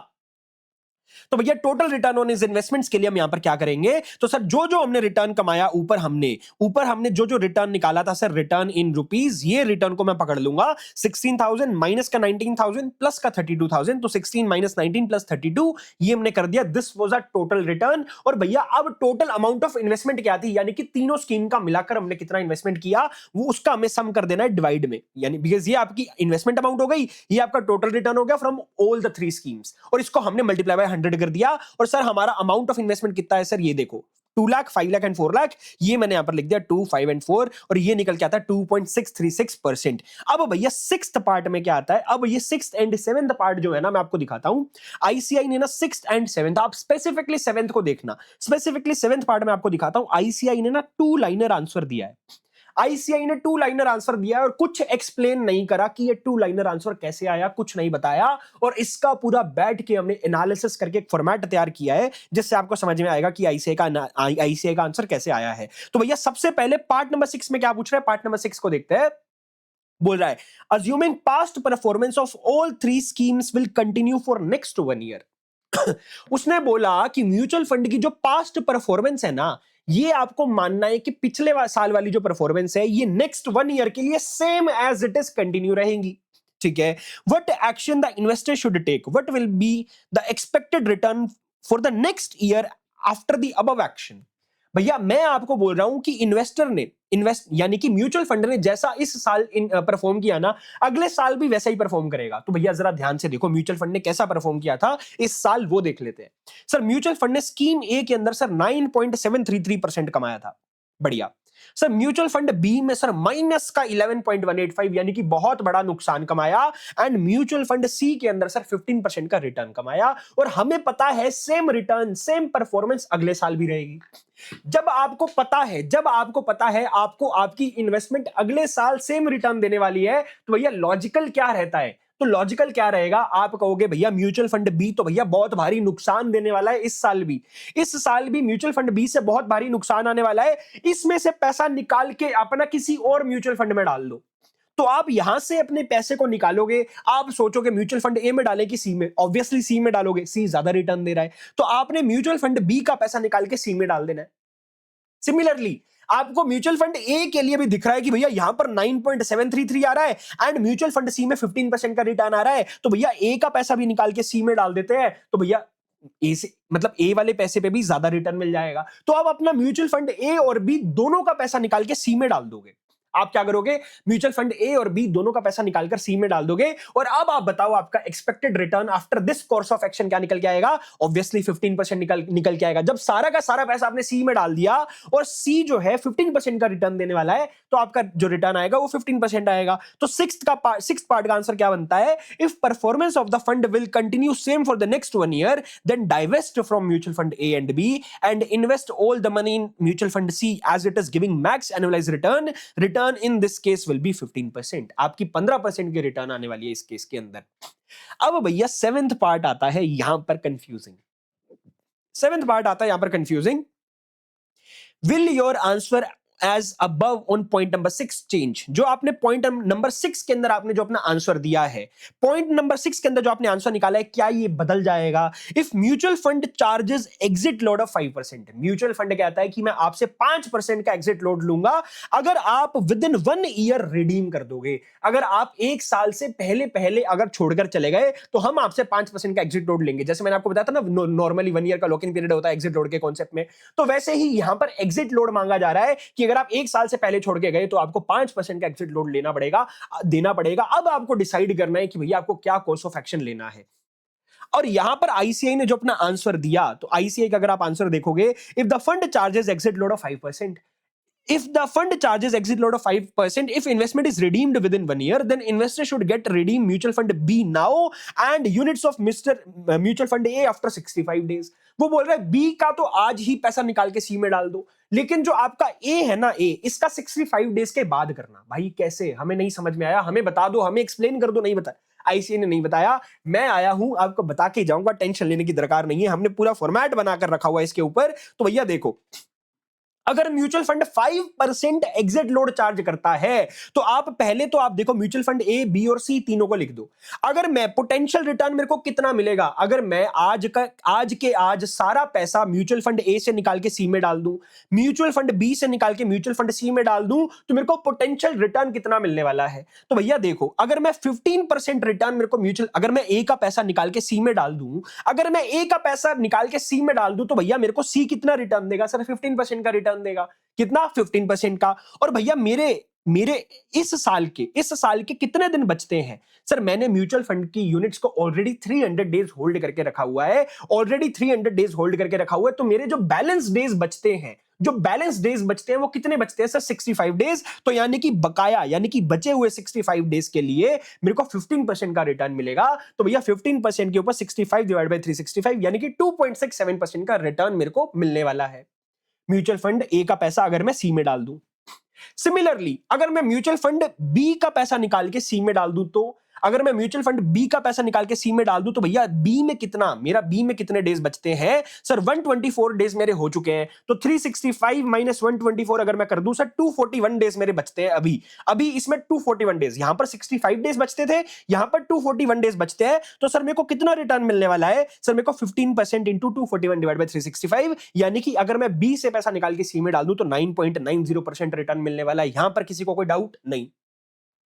अब भैया जब आप ए से पैसा निकालकर सी में डाल दोगे, तब आपका अपॉर्चुनिटी कॉस्ट भी आएगा। सर किस बात का अपॉर्चुनिटी कॉस्ट? भैया जब आपने ए से निकालकर सी में डाल दिया तो आपको सी से रिटर्न मिलेगा, मान लिया, लेकिन जो रिटर्न आप ए से कमा रहे थे वो लॉस्ट हो जाएगा। अब आपको सी से रिटर्न मिल जाएगा क्योंकि आपने ए से निकाल के पैसा सी में डाल दिया, लेकिन जो रिटर्न आपको म्यूचुअल फंड ए कमा के दे रहा था वो खो जाएगा, वो लॉस्ट हो जाएगा। So that is your opportunity cost. तो भैया म्यूचुअल फंड ए कितना कमा कर दे रहा था? सर आपको म्यूचुअल फंड ए आपको कमा के दे रहा था, सर देखो म्यूचुअल फंड ए आपको 9.733% कमा के दे रहा था। तो ये 9.733% फॉर 65 डेज, क्योंकि ए के 65 डेज बचते हैं। तो ये 65 डेज के लिए म्यूचुअल फंड ए का जो हमारा अपॉर्चुनिटी, जो म्यूचुअल फंड ए से जो पैसा मिलता, रिटर्न मिलता, वो लॉस्ट हो जाएगा। तो भैया मेरी अपॉर्चुनिटी कॉस्ट आ गई 1.73%। लेकिन म्यूचुअल फंड बी के केस में ना सर, म्यूचुअल फंड बी के केस में अपॉर्चुनिटी कॉस्ट नहीं आएगी, यहां पर अपॉर्चुनिटी सेविंग्स आ जाएगी। क्यों? क्योंकि जैसे ही आपने बी से पैसा निकालकर सी में डाला, आपको बी, तो भैया आपको बी क्या दे रहा था सर? बी आपको लॉस दे रहा था। तो अगर आप बी से निकल के सी में चले जाओगे तो लॉस जो है वो लॉस बच जाएगा। जैसे यहां पर 9.733 के हिसाब से हमारी इनकम जो थी वो लॉस हो रही थी, वो छूट रही थी, और ये जो हमारा जो लॉस है ना, यहां पर लॉस बचेगा। तो यहां पर अपॉर्चुनिटी कॉस्ट नहीं, यहां पर अपॉर्चुनिटी सेविंग आने वाली है। तो saving in loss by mutual fund B कितना होगा सर? 11.185% इंटू 241 डेज बचते हैं इसके, क्योंकि 124 डेज हो चुके थे। तो 241 डिवाइड बाय 365 यानी कि 7.385% मेरा बच जाएगा। अब भैया यहां पर देखो, अब मेरा नेट बेनिफिट कितना आया, तो मैंने 2.67 माइनस 1.73 किया, तो ये मेरा ग्रोस बेनिफिट, अभी एग्जिट लोड चार्ज करना बाकी है, तो मेरा ग्रोस बेनिफिट निकल के आएगा 0.94%। तो 0.94% का ग्रोस बेनिफिट आ गया। एंड इस केस में सर मेरा ग्रोस बेनिफिट कितना आएगा, इन दोनों को तो ऐड करोगे, यहां पर तो आपने माइनस किया, इन दोनों को आप ऐड करोगे, तो ऐड किया तो 17.285। अब भैया जरा ध्यान से सुनो, अब क्योंकि हम एक साल से पहले एग्जिट ले रहे हैं, क्योंकि म्यूचुअल फंड ए के अंदर हमारे अभी 65 डेज बाकी थे, एंड म्यूचुअल फंड बी के अंदर अभी हमारे 241 डेज बाकी हैं साल खत्म होने में, तो भैया यहां पर 5% का थप्पड़ पड़ने वाला है एग्जिट लोड, 5% का चांटा पड़ने वाला है, तो भैया 5% का एग्जिट लोड हटा दो और नेट बेनिफिट निकाल लो। तो मैंने 0.94 में से 5% को हटाया तो 4.06% का मेरा नेट बेनिफिट आता है। और इस पर्टिकुलर केस में सर अगर मैं 17.285 में से 5% को हटा देता हूं तो 12.285 आता है। अब जरा ध्यान से सोचो, अगर मैं आज के आज पैसा निकाल के सी में डाल दूं तो मेरे को म्यूचुअल फंड ए पे तो नुकसान हो जाएगा नेट में 4.06, म्यूचुअल फंड ए पे तो नुकसान हो जाएगा नेट में, तो भैया उस केस में आपको क्या करना चाहिए, आपको यहां से म्यूचुअल फंड ए में अभी 65 डेज वेट कर लेना चाहिए, क्योंकि अगर आप म्यूचुअल फंड ए में 65 डेज वेट कर लोगे तो ये 5% का जो चांटा पड़ने वाला ये नहीं पड़ेगा, क्योंकि एक साल पूरा हो गया, उसके बाद एग्जिट लोड लगना नहीं है और आपका जो बेनिफिट है वो पॉजिटिव में आ जाएगा। बिकॉज अब ये अगर आपने अवॉइड कर दिया तो देखो आपका बेनिफिट 0.94% आ रहा है, और वैसे भी आपको नेक्स्ट ईयर में तो भैया 15% फिर सी से मिलेगा, उस केस में इसको आपको देखने की जरूरत नहीं है। तो भैया आपको बस ये देखना है कि इस साल आपको क्योंकि यहां पर नेगेटिव बेनिफिट आ रहा है तो अभी रुक जाओ, उसके बाद आपको यहां पर क्या बोलते हैं, अभी रुक जाओ, अब उसके बाद आपको यहां पर एग्जिट लोड लगेगा नहीं, तो नेक्स्ट ईयर सी आपको वैसे भी ज्यादा रिटर्न दे रहा है, 15% दे रहा है इन कंपैरिजन टू ए, तो आपको नेक्स्ट ईयर इन्वेस्टमेंट कर देना चाहिए सी के अंदर, अभी नहीं करना चाहिए। लेकिन आई बात म्यूचुअल फंड बी की, म्यूचुअल फंड बी के केस में भैया अगर आप आज एग्जिट लेते हो, चाहे आपको 5% का एग्जिट लोड देना पड़े, 5% का चांटा खाने के बाद भी आपको 12.285% की सेविंग है, तो नेचुरली सी बात है आज के आज निकाल दो पैसा म्यूचुअल फंड बी से और सी में डाल दो। तो भैया इसीलिए हम बोल रहे हैं कि म्यूचुअल फंड बी से आज के आज पैसा निकाल के सी में डालना है। तो डिसीजन क्या आएगा for mutual fund A, wait for 65 days and invest in mutual fund C next year, ठीक है। And for mutual fund B, divest today and invest all the amount in mutual fund C today. और भैया इसका shortcut से भी कर सकते हैं सर, शॉर्टकट क्या है, म्यूचुअल फंड ए के लिए सर देखो 15% माइनस 9.733, 15% आपको सी से मिलेगा, और ये आपका अपॉर्चुनिटी कॉस्ट यानी कि ए का जो रिटर्न मिल रहा था, सो ये बेसिकली आपका इंक्रीमेंटल रिटर्न आ गया। अगर आप सी में जाते हो तो आपको कितना इंक्रीमेंटल आएगा, फॉर 65 डेज आने वाला है। और भैया ये आपने निकालने के बाद इसमें 5% का आपने अपना एग्जिट लोड चार्ज किया, तो नेट बेनिफिट आपका नेगेटिव आ रहा है। एंड सिमिलरली आपने म्यूचुअल फंड बी का निकाल लिया, इस बेसिस पे भी आप डिसीजन ले सकते हो। लेकिन मैंने आपको बड़ा फॉर्मेट इसलिए बढ़ाया ताकि आपको लॉजिक समझ में आए, बात समझ में आती है कितना डिटेल में, देखो कितनी मेहनत करके हमने एक फॉर्मेट रेडी करा है, और ये पूरे इंडिया में ऐसा फॉर्मेट अभी तक किसी ने नहीं रेडी किया है। We are the first one to do this much in depth analysis for 2 liner answer. आप सोच सकते हो भैया पूरे सब्जेक्ट पे कैसी मेहनत लगी होगी। तो दोस्तों अब मैं आपको दिखा देता हूं इस कॉन्सेप्ट को हमने कॉन्सेप्ट बुक में कैसे प्रेजेंट किया है। तो भैया देखो, decision making with regard to investment. अब भैया पहला पॉइंट आता है, if question provides you investment in various mutual funds, आपको वेरियस म्यूचुअल फंड्स के अगर वो इन्वेस्टमेंट दे दे एंड आपसे पूछ रहा है what course of action investor should take, तो भैया in that case investor redeem the units of other mutual funds and invest in the scheme that gives maximum annualized return।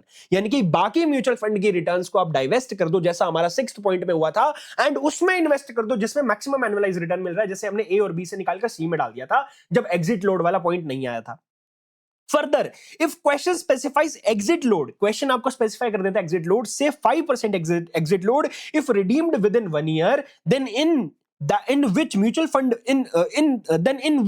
fund money should be invested। अब आपसे ये पूछा जा रहा है कि भैया अगर आपको एग्जिट लोड वगैरह दे दिया तो उस केस में आपको किस म्यूचुअल फंड के अंदर इन्वेस्टमेंट करनी चाहिए और कैसे करनी चाहिए, तो कैसे निकालोगे। तो सबसे पहले आपको potential return from investing in the mutual fund giving max annualised return, यानी कि जिस म्यूचुअल फंड के अंदर आपको मैक्स एनुअलाइज्ड रिटर्न मिल रहा है, यानी कि हमारे केस में सी, अगर आप उसमें इन्वेस्टमेंट कर देते हो, यानी कि उसमें बाकी में से पैसा निकाल के अगर आप सी में डाल देते हो, तो आपको पोटेंशियल रिटर्न कितना मिलने वाला है। तो भैया annualised return of new investment into days remaining in the year divide by 365 days, इससे आपका निकल के आ जाएगा। देखो annualised return of new investment, यानी कि अगर आप सी में पैसा डालते हो तो सी से आपको 15% का रिटर्न मिलने वाला है, और आपका days remaining in the year कितने हैं उसको आपको 365 से डिवाइड करना है, तो आपका पोटेंशियल रिटर्न निकल के आ जाएगा सी में पैसा लगाने से कितना आपको मिलना है। इसमें से फिर आप लेस कर दोगे अपॉर्चुनिटी कॉस्ट और ऐड कर दोगे सेविंग्स ऑफ एग्जिस्टिंग इन्वेस्टमेंट। तो भैया उस केस में आपको क्या करना है, annualise return of existing investment. ऊपर हमने न्यू इन्वेस्टमेंट करी थी यानी कि सी वाली रिटर्न। नीचे हम क्या कर रहे हैं, एग्जिस्टिंग इन्वेस्टमेंट से हमें कितना रिटर्न मिल रहा है वो आपको लिखना है। जैसे कि हमारे इस केस में म्यूचुअल फंड बी के केस में नेगेटिव रिटर्न था, यहां पर हम अपॉर्चुनिटी कॉस्ट वगैरह निकालने की कोशिश कर रहे हैं और days remaining in the year divide by 365 करेंगे तो ये निकल के आएगा। फिर जब आप इन दोनों को ऐड करोगे तो आपका ग्रोस बेनिफिट आएगा और ग्रोस बेनिफिट में से जब आपको एग्जिट लोड हटा देना है तो भैया आपका नेट बेनिफिट आएगा। अब आपका डिसीजन रूल भी हमने आपको यहां पर बनाकर दिया है स्पेसिफिकली। डिसीजन रूल ये है, if net benefit is positive, अगर नेट बेनिफिट पॉजिटिव है, invest in the mutual fund giving max annualised return on the same date. If net benefit is negative, hold in the existing for now. अभी hold करके रखो and invest in the mutual fund giving max annualized return next year. बात समझ में आती है? Yes sir. 2 liner answer के लिए हमने इतनी मेहनत करी हुई है। तो अब हम चलेंगे सर नेक्स्ट टॉपिक की तरफ। तो हाँ जी दोस्तों, क्वेश्चन नंबर 17 क्या बोलता है सर, देखते हैं। सर क्वेश्चन नंबर 17 में वो बोल रहा है, मिस्टर एक्स ऑन 1 जुलाई 2007, 1 जुलाई 2007 की बात हो रही है यहां पर, during the initial offer of some mutual fund invested 10,000 units having face value of ₹10 for each unit. तो भैया यहां पर मिस्टर एक्स ने 1 जुलाई को किसी म्यूचुअल फंड स्कीम में इन्वेस्टमेंट करी है और उसने 10,000 यूनिट्स खरीदी हैं और एक यूनिट की फेस वैल्यू है सर ₹10। अब भैया ऑन 31 मार्च 2008 यानी कि 1 जुलाई 2007 से लेकर 31 मार्च 2008 तक कितना टाइम हो गया सर? 9 मंथ्स हो गए। देखो 7th 8th 9th 10th 11th 12th 6 months ही हो गए, यानी कि दिसंबर तक 6 मंथ्स हो गए। फिर उसके बाद जनवरी फरवरी मार्च 6 and 3 9 मंथ्स। तो आपका यहां पर 9 मंथ हो जाता है, जुलाई से लेकर कहां तक? मार्च तक 9 मंथ्स हो जाता है।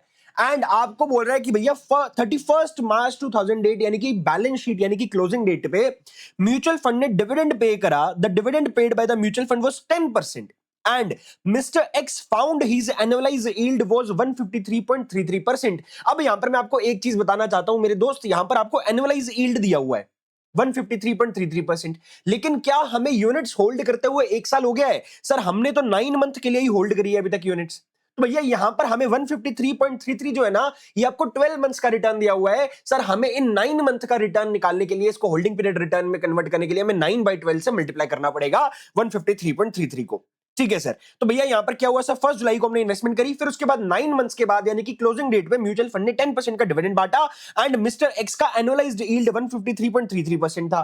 फिर उसके बाद 1 साल और बीतने के बाद यानी कि 31 मार्च 2009 फर्दर 1 ईयर के बाद क्या होता है, 20% डिविडेंड वाज गिवन, यानी कि आपको 1 साल के बाद म्यूचुअल फंड ने 20% डिविडेंड और बांट दिया। फिर उसके बाद वो आपको 1 साल के बाद क्या बोल रहा है, यानी कि 31 मार्च 2010 यानी कि 1 ईयर और बीत जाने के बाद, 1 साल और बीत जाने के बाद mister X redeemed all his units of 11296.11 units when his annualised yield was 73.52%। और आपसे पूछ रहा है कि आपको तीनों क्लोजिंग डेट पे एनएवी बता देनी है म्यूचुअल फंड की क्या रही होगी। अब मेरे दोस्त मैं आपका बेहद क्रूशियल चीज के ऊपर आपका ध्यान लाना चाहता हूं। सर हमने स्टार्टिंग में 10,000 यूनिट्स ली थी, हमने स्टार्टिंग में 10,000 यूनिट्स ली थी, लेकिन सर ये 10,000 यूनिट्स की जगह पे हमारे पास लास्ट में 11,296.11 यूनिट्स हो गई। सर ये एडिशनल यूनिट्स कहां से आई अपने पास? How we got these additional units, कैसे आई? तो मेरे दोस्त हमारे हमने कहीं एडिशनल यूनिट्स खरीदी तो है नहीं। तो भैया ये एडिशनल यूनिट्स आने का एक ही कारण रहा होगा, जो हमें 20% डिविडेंड मिला है, जो हमें 10% डिविडेंड मिला है, ये हमने री इन्वेस्ट कर दिया होगा। हमें डिविडेंड मिला, इसी डिविडेंड को हमने री इन्वेस्ट कर दिया, जिससे हमारी नंबर ऑफ यूनिट्स बढ़ गई। इसी वजह से सर हम 11,296.11 यूनिट्स को यहां पर रिडीम कर रहे हैं। किसी और तरीके से तो हमारी यूनिट्स बढ़ नहीं सकती, right? So this was one of the critical analysis in this particular question. तो भैया क्वेश्चन नंबर 17 का अब आपको तीनों सालों का एनएवी बताना है और इसके बाद एक एडिशनल रिक्वायरमेंट भी है, इस एडिशनल रिक्वायरमेंट को भी हम पढ़ेंगे। पहले अभी तक का पार्ट देख लेते हैं। सर हमारा एनुअलाइज्ड यील्ड कितना था? 153.33%। मैंने आपको बताया था सर 9 मंथ के बाद, यानी कि 1 जुलाई को इन्वेस्टमेंट करी, फिर 9 मंथ्स बीत जाने के बाद हमारा एनुअलाइज्ड यील्ड 153.33% है। तो 9 मंथ का यील्ड कितना रहा होगा? तो भैया रिटर्न फॉर 9 मंथ्स हमारा हो गया सर 115%। अब भैया 115% मेरा रिटर्न फॉर 9 मंथ्स है, तो मेरे को ये तो रिटर्न इन परसेंट आ गया, ये मेरा रिटर्न इन परसेंट आ गया, लेकिन अब मेरे को रिटर्न इन रुपीस चाहिए। तो भैया रिटर्न इन रुपीस मेरा कितना रहा होगा सर? 1 लाख रुपीस की मैंने इन्वेस्टमेंट करी थी, देखो 10,000 यूनिट्स और 10 रुपीस की फेस वैल्यू, तो मैंने 1 लाख रुपीस की इन्वेस्टमेंट करी थी और ये 1 लाख रुपीस की इन्वेस्टमेंट के ऊपर 115% का रिटर्न। तो भैया ये 1,15,000 का रिटर्न आ रहा है। आपकी इन्वेस्टमेंट 1 लाख रुपीस की थी एंड 115,000 यानी कि 1,15,000 का आपका रिटर्न है, over and above the principal amount है ये। ठीक है। अब भैया हमें यहां पर निकालना क्या है सर, हमें सबसे पहले क्वेश्चन में पूछा गया है कि 31 मार्च 2008 को आपकी एनएवी क्या रही होगी वो बता दो। तो वो एनएवी निकालने के लिए सर हमें सबसे पहले तो हमें क्या चाहिए सर, हमें क्लोजिंग इन्वेस्टमेंट वैल्यू चाहिए। तो भैया क्लोजिंग इन्वेस्टमेंट वैल्यू कैसे आएगी, तो मैंने बोला let closing value of the investment be X, आपको एक्स मान लेना है। सर मेरा एक्स रुपीज हो गया closing investment value, opening investment value मेरी 1 लाख रुपीज थी।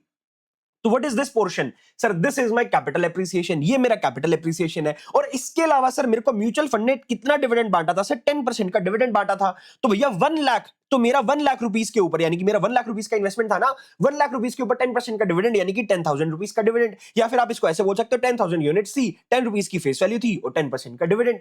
तो ये 10,000 रुपीस का डिविडेंड आ गया, तो मेरे को रिटर्न क्या मिली सर, एक तो कैपिटल एप्रिसिएशन मिल गया, एक 10,000 रुपीस का डिविडेंड मिल गया। So this is my return, ये मेरा रिटर्न है। और रिटर्न हमने ऊपर भी निकाला है 1,15,000। तो क्या मैं इन दोनों को इक्वल में रख सकता हूं? यस सर, दोनों को इक्वल में रखा जा सकता है। अब इस इक्वेशन की मदद से मैं एक्स को सॉल्व कर लूंगा और मेरा क्लोजिंग वैल्यू ऑफ इन्वेस्टमेंट आ जाता है सर 205,000, 2,05,000 रुपीस। अब भैया मेरे को एनएवी एज ऑन 31 मार्च 2008 निकालना है, तो 2,05,000 मेरा क्लोजिंग वैल्यू ऑफ इन्वेस्टमेंट है एंड 10,000 यूनिट्स में मैंने इन्वेस्टमेंट करी थी, तो मैंने डिवाइड करा 10,000 से, तो मेरा 20.50 का एनएवी आ गया। लेकिन मेरे दोस्त क्योंकि ये क्वेश्चन में डिविडेंड जो है वो री इन्वेस्ट किया जा रहा है, तो जो 10,000 रुपीस का जो डिविडेंड मिला था ये री इन्वेस्ट हो गया होगा, और इसको री इन्वेस्ट हमने किया होगा क्लोजिंग एनएवी पे ऑब्वियसली, यानी कि जिस दिन हमें डिविडेंड मिल रहा है, क्योंकि हमें डिविडेंड साल के अंत में मिलता है, यानी कि 31 मार्च 2008 में मिला होगा। अब ये 31 मार्च 2008 को म्यूचुअल फंड ने में डिविडेंड दिया, तो जब मैं इस डिविडेंड को री इन्वेस्ट करूंगा तो किस एनएवी पे होगा सर, जो एनएवी अभी अभी हमने निकाली, यानी कि क्लोजिंग डेट वाली एनएवी। तो भैया आपको 10,000 रुपीस के डिविडेंड को री इन्वेस्ट करना है, तो मैंने 10,000, ये देखो 10,000 यूनिट्स मेरे पास ऑलरेडी थी, 10,000 यूनिट्स मेरे पास ऑलरेडी थी, और ये 10,000 रुपीस के डिविडेंड को मैंने 20.50 के हिसाब से मैंने री इन्वेस्ट कर दिया, तो ये मेरी एडिशनल यूनिट्स आ गई। तो अब मेरी इन टोटालिटी कितनी यूनिट्स हो जाती है, तो मेरे पास 31 मार्च 2008 को एज ऑन 31 मार्च 2008 मेरे पास नंबर ऑफ यूनिट्स कितनी है, 10,487.80। पहले साल की कहानी खत्म हो गई। क्वेश्चन ने हमसे 20.50 हमें ये निकालने के लिए बोला था, एनएवी हमने निकाल दी, और हमें एडिशनल यूनिट्स हमने क्यों निकाली, बिकॉज ये आगे वाले सालों में हमें काम आएगी, बिकॉज आगे वाले सालों की जब एनएवी निकालेंगे तब हमें ये number of units mutual fund के पास कितनी है वो चाहिए रहेंगी। तो अब 31 मार्च 2009 पे हम आ जाते हैं। सो 31 मार्च 2009 के साल के अंदर इन्होंने एक ही बात बताई है कि आपको 20% का डिविडेंड जो है वो मिला है। कितना? सो 20% का म्यूचुअल फंड ने डिविडेंड बांटा है। बोलो हाँ, यस सर। तो हमें डिविडेंड रिसीव कितना हुआ सर? सो मेरे को 10,487.80 यूनिट्स और मेरी 10 रुपीस की फेस वैल्यू है, और इसके ऊपर 20% का डिविडेंड, यानी कि इतना डिविडेंड मुझे मिला होगा। बोलो हाँ, यस सर। तो अब भैया हमें पता चल गया कि 31 मार्च 2009 को हमें कितना डिविडेंड मिला। अब नंबर ऑफ यूनिट्स कैसे निकालेंगे, मैं आपको एक छोटा सा एनालिसिस और बताने जा रहा हूं। अब जरा ध्यान से सुनना, ये इंपॉर्टेंट बात बोलने जा रहा हूं मैं सर। अगर आप जरा ध्यान से देखो सर, 31 मार्च 2009 में हमें 20% डिविडेंड मिला जो अभी अभी हमने निकाला, एंड सर 31 मार्च 2010 यानी कि अगले साल में क्या हमें कोई डिविडेंड मिला है? क्या हमें नेक्स्ट ईयर में कोई डिविडेंड मिला? नहीं सर, हमें नेक्स्ट ईयर में कोई डिविडेंड नहीं मिला। तो भैया जब हमें 31 मार्च 2010 वाले में कोई डिविडेंड मिला ही नहीं, तो क्या मेरे 31 मार्च 2010 वाले ईयर के अंदर मेरी यूनिट्स इंक्रीज हुई होंगी? नहीं, मेरी 31 मार्च 2010 वाले ईयर के अंदर यूनिट्स इंक्रीज नहीं हुई होंगी, क्योंकि डिविडेंड ही नहीं मिला। तो भैया 31 मार्च 2010 को जो मेरी नंबर ऑफ यूनिट्स आ रही है, 31 मार्च 2010 वाले ईयर में जो मेरी नंबर ऑफ यूनिट्स आ रही हैं, जितनी यूनिट्स यहां पर आ रही हैं, उतनी ही मेरी 31 मार्च 2009 के एंड पे आफ्टर डिविडेंड रही होंगी। सर दोबारा बोलो, मैं आपको बोल रहा हूं मेरे को 31 मार्च 2009 की एनएवी निकालने के लिए मेरे को चाहिए कि मेरी नंबर ऑफ यूनिट्स कितनी रही होंगी। 31 मार्च 2009 के अंदर कितने यूनिट्स थी वो हमें पता नहीं, हमें बेसिकली डिविडेंड के बाद कितनी यूनिट्स हो गई हमारे पास वो चाहिए 31 मार्च 2009 में। तो 31 मार्च 2009 का ऐसा आपको डेटा दे नहीं रखा कि कितनी यूनिट्स होंगी आफ्टर द डिविडेंड, वो आपके पास है नहीं। तो आपको यहां से पता लगाना है कि अगले साल में आपको डिविडेंड मिला नहीं, तो अगले साल में नंबर ऑफ यूनिट्स इंक्रीज हुई नहीं होंगी। तो अगले साल के अंत पे जितनी आपकी नंबर ऑफ यूनिट्स थी, उतनी ही इसी साल के यानी कि 2009 के एंड पे उतनी यूनिट्स ही रही होंगी। सो दैट मींस मेरी 11,296.11 यूनिट्स जो मेरे को दे रखी है 2010 के लिए, वो 2009 में भी आफ्टर द डिविडेंड मेरे पास उतनी ही रही होंगी। तो भैया देखो, मैंने यहां पर क्या करा सर 20975.60 का मेरे पास अमाउंट ऑफ डिविडेंड आ गया। अब मैं बोल रहा हूं कि मेरे को अज्यूम करना है इस साल के अंदर मेरा NAV per unit x rupees रहा होगा, और सर मेरे पास 10487.80 यूनिट्स, इतनी यूनिट्स मेरे पास है ऑलरेडी। ये हमने यहां पर निकाली थी अभी अभी पिछले साल के अंत पे, यानी कि 2008 के एंड पे हमने इतनी यूनिट्स निकाली थी, तो ये तो मेरे पास है ऑलरेडी। एंड सर मेरे को इतना जो मेरा डिविडेंड है मेरे को जो इस साल में यानी कि 2009 में जो 20,975.60 का डिविडेंड मिला है, सर ये हमने रीइन्वेस्ट किया होगा on the closing NAV of 2009, और 2009 वाले ईयर की क्लोजिंग एनएवी को हमने एक्स माना है, तो भैया इसको मैं एक्स रुपीस के हिसाब से रीइन्वेस्ट कर दूंगा। तो ये मेरे पास ओरिजिनल यूनिट्स, ये मेरे पास इतनी यूनिट्स थी, और ये यूनिट्स मेरे को एडिशनल मिल गई आफ्टर द डिविडेंड रीइन्वेस्टमेंट। और ये किसके बराबर रहा होगा सर? ये टोटल नंबर ऑफ यूनिट्स 11,296.11 के बराबर आएगी, बिकॉज अभी अभी मैंने आपको बताया अगले साल में डिविडेंड मिला नहीं, तो अगले साल में जितनी यूनिट्स हमने रिडीम करी, जितनी यूनिट्स अपने पास थी, उतनी इस साल के एंड पे रही होंगी आफ्टर द डिविडेंड। तो भैया इसके बराबर रख दिया। Now we have made an equation. अब भैया ये इक्वेशन हमने बना लिया, तो अब हम x की वैल्यू कैलकुलेट कर लेंगे जो कि 25.95 निकल के आती है। तो एनएवी एज ऑन 31 मार्च 2009 कितनी है? 25.95। और ये स्टार मार्क लगा के, एस्ट्रिक मार्क लगा के मैंने आपको बता रखा है, as there was no dividend in the next year means no additional units in the next year, means units at the end of the next year should be the same at the end of the this year. बात समझ में आती है? Yes sir. अब हमें 31 March 2010 की बात करनी है, तो 31 मार्च 2010 के लिए हम देख लेते हैं। सर उसमें उन्होंने क्या बोला कि भैया 31 मार्च 2010 में उसने अपनी सारी की सारी यूनिट्स रिडीम कर दी when his annualised yield was 73.52%। आपको यहां पर एनुअलाइज्ड यील्ड बता रखी है 73.52%। इसका इस्तेमाल करके हम निकालेंगे कि हमारे पास कितनी क्या रही होंगी, कितनी यूनिट्स, कितनी एनएवी हमारी रही होगी, हमें वो निकालना रहेगा यहां पे। तो भैया देखो, let NAV at the end of the 31 March 2010 be X, इसको फिर से हमने एक्स मान लिया, तो मेरी क्लोजिंग वैल्यू ऑफ इन्वेस्टमेंट कितनी रही होगी? मेरी सर 11,296.11 यूनिट्स है मेरे पास, उसको मैं रिडीम करवा रहा हूं, तो भैया मेरी एनएवी जब एक्स है, मेरी क्लोजिंग एनएवी एक्स है 2010 की, तो ये मेरी क्लोजिंग वैल्यू ऑफ इन्वेस्टमेंट हो गई। अब मेरी ओपनिंग वैल्यू ऑफ इन्वेस्टमेंट क्या थी सर? बिल्कुल स्टार्टिंग में जीरो पीरियड पे मैंने कितना पैसा लगाया था वो देखना है। सर 1 लाख रुपीस लगाया था, 10,000 यूनिट्स और 10 रुपीस के हिसाब से, तो 1 लाख रुपीस लगाया था। ये closing value of investment, this is my opening value of investment, तो ये मेरा कैपिटल एप्रिसिएशन आ गया। सर आप इसमें डिविडेंड क्यों नहीं ऐड कर रहे? ये तो हम रिटर्न, एनुअलाइज रिटर्न निकालने की कोशिश कर रहे हैं, मैं समझ रहा हूं, लेकिन इसमें डिविडेंड क्यों नहीं ऐड कर रहे? मेरे दोस्त डिविडेंड तो आपका रीइन्वेस्ट हो गया ना, तो रीइन्वेस्ट हो गया तो वो कैश तो आपके पास आई नहीं। और भैया ये आपका रिटर्न है एक तरह से कैपिटल एप्रिसिएशन, और यहां पर आपका डिविडेंड का भी इंपैक्ट आ चुका है, बिकॉज हमारी नंबर ऑफ यूनिट्स जो है वो इंक्रीज हो गई है। और सर हमने 1 लाख रुपीस की इन्वेस्टमेंट करी थी, तो वो डिनोमिनेटर में आ जाएगा मेरा opening investment value into 12 months divide by 33 months. क्यों? क्योंकि ये जो रिटर्न है ना, ये होल्डिंग पीरियड रिटर्न है। ये जीरो पीरियड से लेकर, यानी कि जब मैंने 10,000 यूनिट्स खरीदी थी उससे लेकर आज तक का पीरियड की बात हो रही है यहां पर, तो ये पूरा होल्डिंग पीरियड रिटर्न है, 33 मंथ्स बनता है। अगर आप यहां पर कैलकुलेट करोगे 1 जुलाई 2007 से लेकर 31 मार्च 2010 तक, इन दोनों का डिफरेंस जो आता है वो 33 मंथ्स आता है। तो भैया ये आपकी 33 मंथ्स की रिटर्न है, तो इसको अगर आप 33 मंथ से डिवाइड कर दो, 12 मंथ से मल्टीप्लाई कर दो, इंटू 100 कर दो, this shall be equal to your annualised yield जो कि 73.52% है। अब इस इक्वेशन की मदद से सर हम x को सॉल्व कर लेंगे एंड हमारा x 26.75 निकल के आता है। अब भैया आपकी एक एडिशनल रिक्वायरमेंट थी, यहां पर एक एडिशनल रिक्वायरमेंट थी। आपको एक मजे की बात बताता हूं मैं, ये पहले ये रिक्वायरमेंट पढ़ा देता हूं, फिर मजे की बात बताऊंगा। तो भैया यहां पर क्या है, what would be your answer if mister X redeemed all his balance units, यानी कि 11296.11 units when his holding period return was 202.17%। अब भैया ऊपर तो आपको 73.52% का एनुअलाइज्ड यील्ड बता रहा था, लेकिन यहां पर बोल रहा है उसने अपनी यूनिट्स को रिडीम करा when his holding period return was 202.17, यानी कि अब आपको एनुअलाइज्ड यील्ड की मदद से नहीं करना, आपको होल्डिंग पीरियड रिटर्न की मदद से अपनी एनएवी निकाल के बतानी है। तो भैया अब देखो, if Mr. X redeemed all his balance units of 11,296 units when his holding period return was this, तब क्या होगा? तो भैया आपकी देखो क्लोजिंग नंबर ऑफ यूनिट्स तो उतनी है 11,296.11, ये इसको हमने x यानी कि जो हमने एनएवी माना था, जिसको अज्यूम करा था, उसके साथ मल्टीप्लाई करा, minus opening value of investment divide by opening value of investment into 100 कर दोगे, इनटू टाइम फैक्टर नहीं करना, क्योंकि आपको क्वेश्चन में होल्डिंग पीरियड रिटर्न दे रखा है,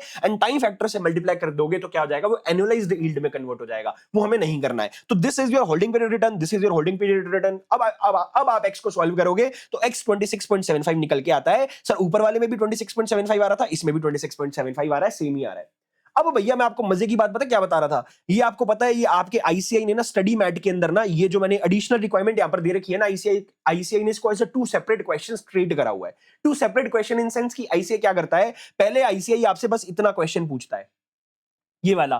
फिर एक आईसीआई ने क्वेश्चन बना रखा है जिसमें ना बस ये चेंज किया है, ये 73.52 की जगह पे आईसीआई ने 202.17 दे दिया और एनुअलाइज्ड यील्ड की जगह पे होल्डिंग पीरियड रिटर्न दे दिया। बाकी एक एक पॉइंट क्वेश्चन का सेम है। तो भैया कोई सेंस ही नहीं बनता कि आप उसको मतलब 2 बार दिया जाए और 2 बार आप उसको पढ़ो, कोई मतलब नहीं बनता। तो मैंने आपको इसको एज एन एडिशनल रिक्वायरमेंट दे दिया ताकि आपका टाइम भी सेव हो और आप नंबर ऑफ क्वेश्चंस अच्छे से ज्यादा कर पाओ। ठीक है, तो भैया this was a smart work जो हमने किया है यहां पर। अब हम चलेंगे नेक्स्ट क्वेश्चन की तरफ।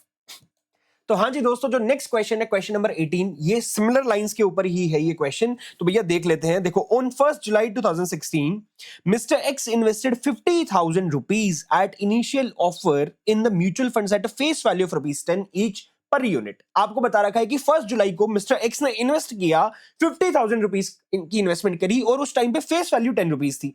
और आपको बोल रहा है 31 मार्च 2017, यानी कि कितने टाइम के बाद सर? अगेन 9 मंथ्स के बाद, क्योंकि जुलाई से लेकर मार्च तक 9 मंथ्स होते हैं। तो आफ्टर 9 मंथ्स क्या हुआ sir? A dividend was paid eight the rate of 10% and annualised yield was 120%। यानी कि आपको ईयर एंड के ऊपर 9 मंथ्स के बाद ईयर एंड आया और ईयर एंड में क्या हुआ कि आपको 10% का डिविडेंड बांटा गया और उस टाइम पे सर आपका एनुअलाइज्ड यील्ड क्या था सर? 120% था। बोलो हाँ, यस सर।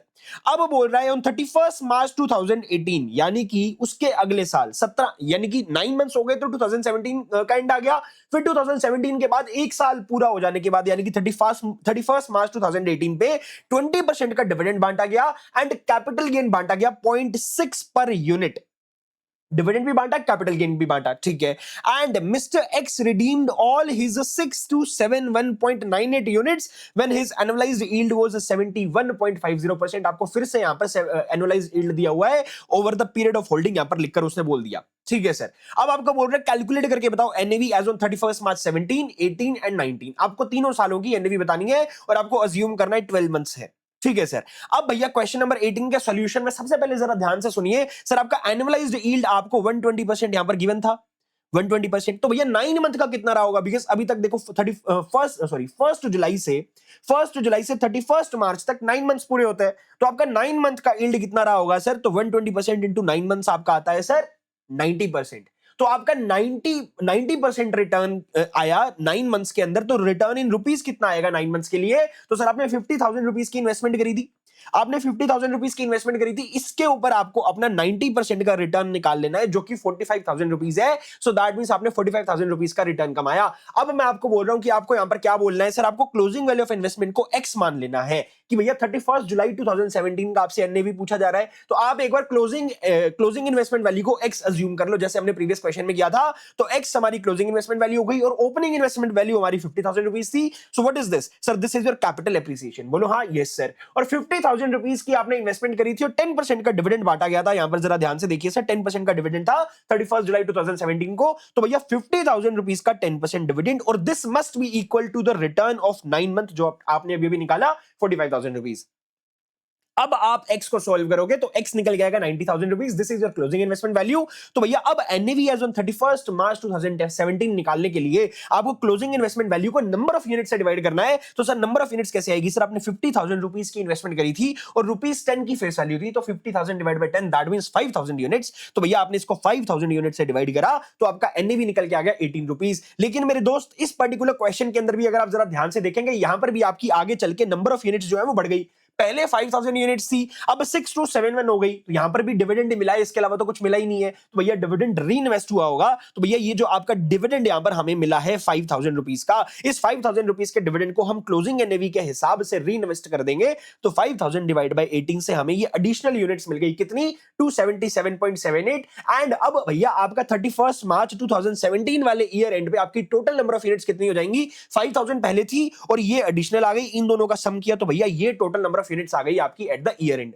अब भैया नेक्स्ट ईयर एंड पे आ जाते हैं। नेक्स्ट ईयर एंड पे वो क्या बोल रहा है सर? देखो 31 मार्च 2018 को 20% का डिविडेंड एंड 0.60 पर यूनिट का कैपिटल गेन, और ये दोनों री इन्वेस्ट होंगे। ये दोनों के दोनों रीइन्वेस्ट होंगे। तो भैया यहां पर देखो डिविडेंड कितना मिला सर, 5277.78 यूनिट्स के ऊपर आपको कितने का डिविडेंड मिला सर, 20% का। तो 5277.78 के ऊपर से 10 रुपीस की फेस वैल्यू और 20% का डिविडेंड, तो भैया ये आपका डिविडेंड अमाउंट निकल के आ जाता है। एंड 5277.78 यूनिट्स के ऊपर आपको पर यूनिट के हिसाब से कैपिटल गेन दे रखा है, और कैपिटल गेन आपका 0.60 पर यूनिट है। तो 0.60 से मैं मल्टीप्लाई करूंगा तो ये निकल के आ गया। इन दोनों को मैं सम कर दूंगा तो ये मेरी इनकम डिस्ट्रीब्यूटेड है, जो म्यूचुअल फंड के होल्डर को, जो यूनिट होल्डर को मिलनी थी, लेकिन यूनिट होल्डर की इनकम उसको मिलेगी नहीं, वो रीइन्वेस्ट हो जाएगी। तो इसको हम रीइन्वेस्ट कर देंगे ऑन द क्लोजिंग एनएवी, और हम हमारे 2018 वाले ईयर एंड की क्लोजिंग एनएवी को x रुपीस मान लेंगे। तो ये हमने अज्यूम कर लिया x रुपीस। अब ये x रुपीस के हिसाब से ये अमाउंट जो है ये रीइन्वेस्ट हो जाएगा। बोलो हाँ, यहां तक बात समझ में आती है? Yes sir. तो ये 5277.78 यूनिट्स तो अपने पास थी, यहां पर जो हमने निकाली थी, बोलो हाँ यस सर, इतनी यूनिट्स तो अपने पास थी। और ये अमाउंट जो है ये हम x रुपीस के हिसाब से रीइन्वेस्ट कर देंगे। तो भैया ये इन टोटालिटी हमारी कितनी नंबर ऑफ यूनिट्स के बराबर होना चाहिए? ये 6271.98 यूनिट्स जो मिस्टर एक्स ने पूरी की पूरी रिडीम करी है, बिकॉज इसके बाद तो कोई डिविडेंड आया ही नहीं है ना। ये 20% के डिविडेंड और कैपिटल गेन के बाद आपको इसके बाद तो कोई डिविडेंड मिला ही नहीं। तो भैया जो आपको नंबर ऑफ यूनिट्स क्वेश्चन में दे रखी है वही आपके पास रही होगी इस डिविडेंड के बाद, तो इसके बराबर हमने रख दिया 6271.98 यूनिट्स। अब भैया x को सॉल्व कर लो तो x आपका 13.80 निकल के आता है। This is your answer. अब भैया 2019 ईयर एंड का हमें निकालना है, और 2019 एंड का निकालने के लिए जरा ध्यान से देखिएगा। आपको यहां पर बोल रहा है कि mister X redeemed all his units when his annualised yield was 71.50% over the period of holding, यानी कि इसने यहां पर हिंट भी दे दिया। ऊपर वाले क्वेश्चन में over the period of holding नहीं दिया हुआ था, लेकिन यहां पर आईसीए ने स्पेसिफिकली आपको हिंट भी दे दिया कि आपको स्टार्टिंग से यानी कि 0 पीरियड से लेकर अब तक का रिटर्न निकालना है। और ऐसे ही निकलता है, ऐसे ही निकलता है आपका एनुअलाइज्ड यील्ड। मैंने आपको बताया हुआ है, पहले होल्डिंग पीरियड रिटर्न निकालता है, फिर उससे एनुअलाइज्ड यील्ड निकलता है। और होल्डिंग पीरियड रिटर्न हमने जितने पीरियड के लिए यूनिट्स होल्ड करी उतने पीरियड का निकलता है। सर हम तो 0 पीरियड से होल्ड करके बैठे हुए हैं, तो वहां से निकलेगा ना?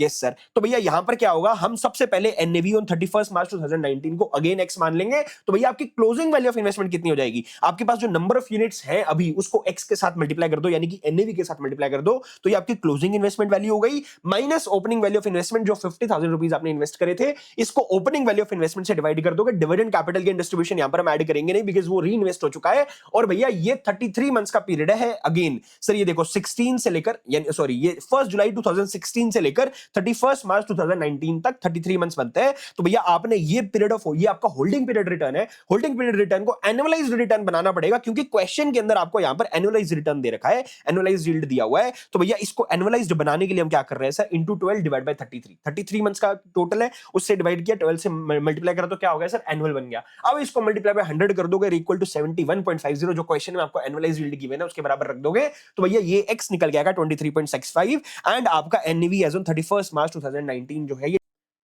तो अब चलते हैं सर नेक्स्ट क्वेश्चन की तरफ। सर क्वेश्चन नंबर 19 जो कि नवंबर 2024 के अंदर आया था, एंड सर ये क्वेश्चन जो है, ये जो अभी हम क्वेश्चन नंबर 18 पढ़ के आए हैं उससे 18 एंड 17 पढ़ के आए हैं उससे सिमिलर ही है, लेकिन थोड़ा सा आईसीआई ने यहां पर क्वेश्चन को ट्विस्ट किया है, क्योंकि एग्जाम का क्वेश्चन था तो आईसीआई को अपना जादू तो दिखाना ही था। तो भैया यहां पर क्या बोल रहा है, mister x invested 1 lakh at the face value of ₹10। उसने 1 लाख रुपए की इन्वेस्टमेंट करी at the face value of ₹10 per unit in the dividend री इन्वेस्टमेंट प्लान। सर उन दोनों क्वेश्चंस के अंदर तो वो बता नहीं रहा था कि डिविडेंड री इन्वेस्टमेंट प्लान है, यानी कि हमें एनालाइज करना पड़ा था कि नंबर ऑफ यूनिट्स बढ़ गई इस वजह से डिविडेंड री इन्वेस्ट हुआ होगा, लेकिन यहां पर वो आपको बता ही दे रहा है कि डिविडेंड से री इन्वेस्ट हो रही है। सो दैट मींस सर इसने हमारा काम इजी कर दिया, इसने आपका काम हाँ इजी कर दिया, लेकिन एक रीजन की वजह से किया है। वो किस रीजन की वजह से किया है वो मैं आपको भी बताऊंगा, ठीक है sir.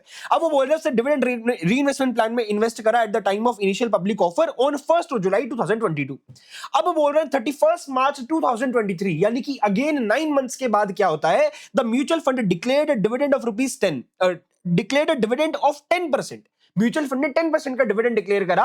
Eight that time mister X calculated his holding period return to be 115%। अब भैया जैसे प्रीवियस क्वेश्चंस में अगर आपको याद हो, यहां पर आपको एनुअलाइज्ड यील्ड बता रहा था 9 मंथ का पीरियड के बाद, यहां पर 9 मंथ के पीरियड के बाद जैसे 9 मंथ खत्म होते हैं, 9 मंथ का पीरियड खत्म होने के बाद आपको एनुअलाइज्ड यील्ड बता रहा था, लेकिन इस पर्टिकुलर क्वेश्चन में आईसीआई ने आपको यहां पर होल्डिंग पीरियड रिटर्न दे दिया है 115%। सो दैट मींस ये 115% जो रिटर्न है ना, ये आपके 9 मंथ का ही है, यानी कि अभी आप 1 जुलाई 2022 के बाद आपका 31 मार्च 2023 आया है, तो 9 मंथ्स खत्म हुए हैं और वो आपको 9 मंथ के बाद आपको आपका होल्डिंग पीरियड रिटर्न बता रहा है। दैट मींस आपको 9 मंथ का रिटर्न ही बता रहा है। तो यहां पर एग्जाम में ये बहुत बच्चों के साथ ऐसा हुआ था, जो बच्चे याद करके गए थे उन्होंने यहां पर क्या कर दिया था, यहां पर उन्होंने 115% को भी 9 मंथ्स के साथ मल्टीप्लाई करके इसको टाइम एडजस्ट कर दिया था, फिर उनका आंसर पूरा ही गलत हो गया था। तो भैया बच्चों को डायरेक्टली 0 मार्क्स एलोकेट किए गए थे। तो आपको रटना नहीं है, चीजों को समझना है, एक एक वर्ड से पूरा आंसर बदल जाता है।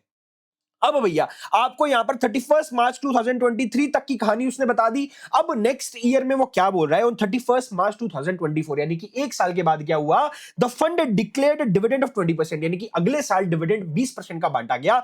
And mister X redeemed all his investment and calculated his holding period return to be 193.134%। So भैया यहां पर दो चीजें हो रही है। पहली चीज तो ये, जैसे प्रीवियस क्वेश्चन में क्या होता था, आपको सेकंड ईयर का डेटा देता था, फिर उसके बाद थर्ड ईयर पे बोलता था कि सारी रिडीम कर दी। यहां पर दूसरे साल में सारी की सारी यूनिट सीधा रिडीम हो जा रही हैं। एंड दूसरी बात मैंने आपको ये बोलनी है कि इस पर्टिकुलर क्वेश्चन में आपको उसने बताया ही नहीं कितनी यूनिट्स रिडीम की गई है। तो भैया यहां पर आपको ये नहीं बताया कि कितनी यूनिट्स रिडीम करी गई है, तो आपको यहां से हिंट नहीं मिल सकता कि भैया नंबर ऑफ यूनिट्स बढ़ी होंगी। तो बच्चों को समझ में कैसे आएगा कि भैया ये डिविडेंड री-इन्वेस्टमेंट प्लान है। इसी वजह से आईसीए ने आपको यहां पर लिख कर दे दिया कि ये डिविडेंड री-इन्वेस्टमेंट प्लान है। दैट मींस यहां पर डिविडेंड जो है वो री-इन्वेस्ट हो रही है। वहां पर तो आपके पास हिंट थी, ठीक है, बाकी टू क्वेश्चंस में। यहां पर हिंट नहीं है भैया, यहां पर हिंट नहीं है बिकॉज नंबर ऑफ यूनिट्स आपको दे नहीं रहा है वो कितनी रिडीम हुई। तो आईसीआई समझ गया कि भैया ऐसे तो बच्चे समझ नहीं पाएंगे कि ये री इन्वेस्टमेंट प्लान है। तो भैया there could be possible two answers फिर उस केस में। तो आईसीआई ने आपको यहां पर बताकर बात ही खत्म कर दी कि बात खत्म करो, ऐसे ही आपको आंसर निकालना पड़ेगा। तो भैया यहां पर क्या हो रहा है सर, दूसरे साल के अंदर आपको फंड ने डिक्लेयर करा डिविडेंड 20% का, एंड आपका वहां पर उस टाइम पे आपका जो होल्डिंग पीरियड रिटर्न था वो 193.134% था। अब आपसे बोला जा रहा है कि भैया 23 एंड 24 दो सालों का आपको एनएवी पर यूनिट बता देना है, and total number of units जो आपने रिडीम करी आपको वो भी बताना है। तो भैया अच्छा क्वेश्चन है। क्वेश्चन नंबर 19 देखते हैं सर। सबसे पहले तो आपको 9 मंथ का जो यहां पर रिटर्न दे रखा है सर, ये कहां से लेकर 1 जुलाई 22 से लेकर 31 मार्च 23 तक, वहां तक का आपको होल्डिंग पीरियड रिटर्न दे रखा है सर 115%। इसको टाइम एडजस्ट नहीं करना है। तो आपका 9 मंथ का रिटर्न कितना रहा होगा सर, आपने कितने रुपीस की इन्वेस्टमेंट करी थी सर, आपने 1 लाख रुपीस की इन्वेस्टमेंट करी थी। तो 1 लाख रुपीस की इन्वेस्टमेंट के ऊपर आपका 115% का होल्डिंग पीरियड रिटर्न, तो भैया आपको डायरेक्टली 115% से मल्टीप्लाई करना है। तो आपका 1,15,000 यानी कि 1,15,000 रुपीस का रिटर्न है। अब आपको अज्यूम करना है closing value of investment on 31 मार्च 2023 जो है वो x रुपीस है। तो भैया closing investment value minus opening investment value से आपका कैपिटल एप्रिसिएशन आ गया, और आपने यहां पर 1 लाख रुपीस के ऊपर 10% का डिविडेंड जो आपको म्यूचुअल फंड ने दिया है इस क्वेश्चन के अंदर इस ईयर में, ये देखो यहां पर आपको 10% का डिविडेंड मिला है, तो आपने 1 लाख रुपए के ऊपर 10% का डिविडेंड भी ले लिया। So that means this is your capital appreciation plus dividend and this must be equal to your return. और आपका रिटर्न कितना है सर, 1,15,000 रुपीस। तो इससे आप x निकाल लोगे सर, आपका x निकल के आता है 2,05,000। ये आपने अपनी क्लोजिंग इन्वेस्टमेंट वैल्यू निकाल ली। अब क्योंकि आपके पास क्लोजिंग इन्वेस्टमेंट वैल्यू आ गई, तो नंबर ऑफ यूनिट्स से अगर मैं इसको डिवाइड कर दूं तो एनएवी पर यूनिट आ जाता है। सर नंबर ऑफ यूनिट्स कितनी थी सर, नंबर ऑफ यूनिट्स हमारे पास थी सर कितनी सर, देखो 1 लाख रुपीस हमने इन्वेस्ट करे थे 10 रुपीस के हिसाब से, सो 10,000 यूनिट्स। तो मैंने इसको 10,000 यूनिट से डिवाइड किया, तो 20.50 का मेरा एनएवी पर यूनिट है। अब मेरे दोस्तों यहां पर क्योंकि डिविडेंड री इन्वेस्टमेंट प्लान है, तो आपको ये जो 10,000 रुपीस का डिविडेंड मिला था ये लास्ट में साल के अंत पे आपको मिला है ये डिविडेंड, तो ये आपको री इन्वेस्ट भी करना पड़ेगा। तो इसको जब आप री इन्वेस्ट करोगे तो आपको एडिशनल यूनिट्स मिलेंगी। तो 10,000 के डिविडेंड को आपने 20.50 पर यूनिट की एनएवी के हिसाब से री इन्वेस्ट किया, तो आपके पास 10,000 यूनिट्स पहले थी और ये आपकी एडिशनल यूनिट्स, तो आपके पास टोटल नंबर ऑफ यूनिट्स आ गई इस साल के अंत पे 10,487.80 यूनिट्स। अब भैया नेक्स्ट ईयर की बात आती है 31 मार्च 2024 पे। 31 मार्च 2024 पे क्या होता है, उसको 20% का डिविडेंड डिक्लेयर करके दिया म्यूचुअल फंड ने, एंड मिस्टर एक्स ने पूरा का पूरा यहां पर रिडीम कर दिया, और आपकी यहां पर होल्डिंग पीरियड रिटर्न आपकी जो है होल्डिंग पीरियड रिटर्न 193 पॉइंट कितनी है 193.134%। तो आ जाओ, सबसे पहले सर आपको डिविडेंड 20% का मिला था, तो आपके पास नंबर ऑफ यूनिट्स कितनी है सर अभी 10487.80। तो 10487.80 यूनिट्स के ऊपर 10 रुपीस की फेस वैल्यू के हिसाब से 20% का डिविडेंड, तो ये आपका अमाउंट में डिविडेंड आ गया। अब भैया जरा ध्यान से सुनना, आपके पास अमाउंट में डिविडेंड आ गया। अब हम यहां पर क्लोजिंग वैल्यू ऑफ इन्वेस्टमेंट निकाल सकते हैं। Sir closing value of investment कैसे निकालेंगे सर, देखो आपका क्लोजिंग वैल्यू ऑफ इन्वेस्टमेंट को हमने x मान लिया, बोलो हाँ यस सर x रुपीस, और माइनस हम यहां पर कर देंगे सर हमारा ओपनिंग वैल्यू ऑफ इन्वेस्टमेंट कितना था, स्टार्टिंग में 1 लाख रुपीस लगाए थे, तो minus 1 lakh divide by 1 lakh into 100 shall be equal to your holding period return, जो अभी अभी क्वेश्चन ने यहां पर दे रखा है 193.134%। क्योंकि यहां पर हमने क्या करा है सर, मैं आपको बोल रहा हूं कि मेरा 2024 के एंड पे जो इन्वेस्टमेंट की जो वैल्यू है वो x रुपीस है, यानी कि बिल्कुल एंड पे जो मेरी इन्वेस्टमेंट वैल्यू है वो x रुपीस है, और बिल्कुल स्टार्टिंग में जो मेरी इन्वेस्टमेंट की वैल्यू थी वो 10 था, वो 1 लाख रुपीस थी। तो भैया इन सबका जो डिफरेंस आएगा भैया वो होल्डिंग पीरियड रिटर्न निकल के आएगा, और ये मेरा होल्डिंग पीरियड रिटर्न जो क्वेश्चन में गिवन है उसके बराबर मैंने रख दिया, तो मेरा क्लोजिंग वैल्यू ऑफ इन्वेस्टमेंट आ गया 293134। अब ये क्लोजिंग इन्वेस्टमेंट वैल्यू मैंने निकाल तो लिया, अब मेरे को लेकिन क्लोजिंग एनएवी पूछी गई थी क्वेश्चन में, तो क्लोजिंग एनएवी निकालने के लिए मेरे दोस्त जरा ध्यान से सुनना, क्लोजिंग एनएवी निकालने के लिए आपको नंबर ऑफ यूनिट्स चाहिए, क्योंकि आपके पास क्लोजिंग वैल्यू है। अगर क्लोजिंग वैल्यू को अगर मैं नंबर ऑफ यूनिट से डिवाइड कर देता हूं जो मेरे पास है, तो मेरी एनएवी पर यूनिट निकल के आ जाएगी, लेकिन मेरे पास नंबर ऑफ यूनिट्स है नहीं। हमने कितनी यूनिट्स रिडीम करी ये तो क्वेश्चन में पूछा गया है हमसे, ये तो हमसे क्वेश्चन में पूछा गया है, वो गिवन नहीं है, तो वो निकालने के लिए हम क्या करेंगे, सबसे पहले आपको लेट करना है, आपको अज्यूम करना है एनएवी ऑन 31 मार्च 2024, यानी कि आपका जो लास्ट वाला ईयर है इसके एंड पे आपकी एनएवी जो है वो वाई है, इसको वाई मान लिया। अब भैया जरा ध्यान से सुनना, इसको हमने वाई मान लिया। अब यहां पर जरा ध्यान से सुनना, मेरे पास ये 10487.80 यूनिट्स, सर हमारे पास क्लोजिंग नंबर ऑफ यूनिट्स तो थी नहीं, तो ये कहां से आ गई मेरे दोस्त, ये 2024 की यूनिट्स नहीं है, दिस इज नॉट 2024 की यूनिट्स, ये है आपकी 2023 के एंड पे जो यूनिट्स थी ना, ये देखो 2023 वाला जो ईयर चल रहा है अपना, जो ये ईयर एंडिंग 2024 है, इससे पहले वाला जो ईयर था उसके एंड पे जो नंबर ऑफ यूनिट्स थी मैं उसको उठा रहा हूं।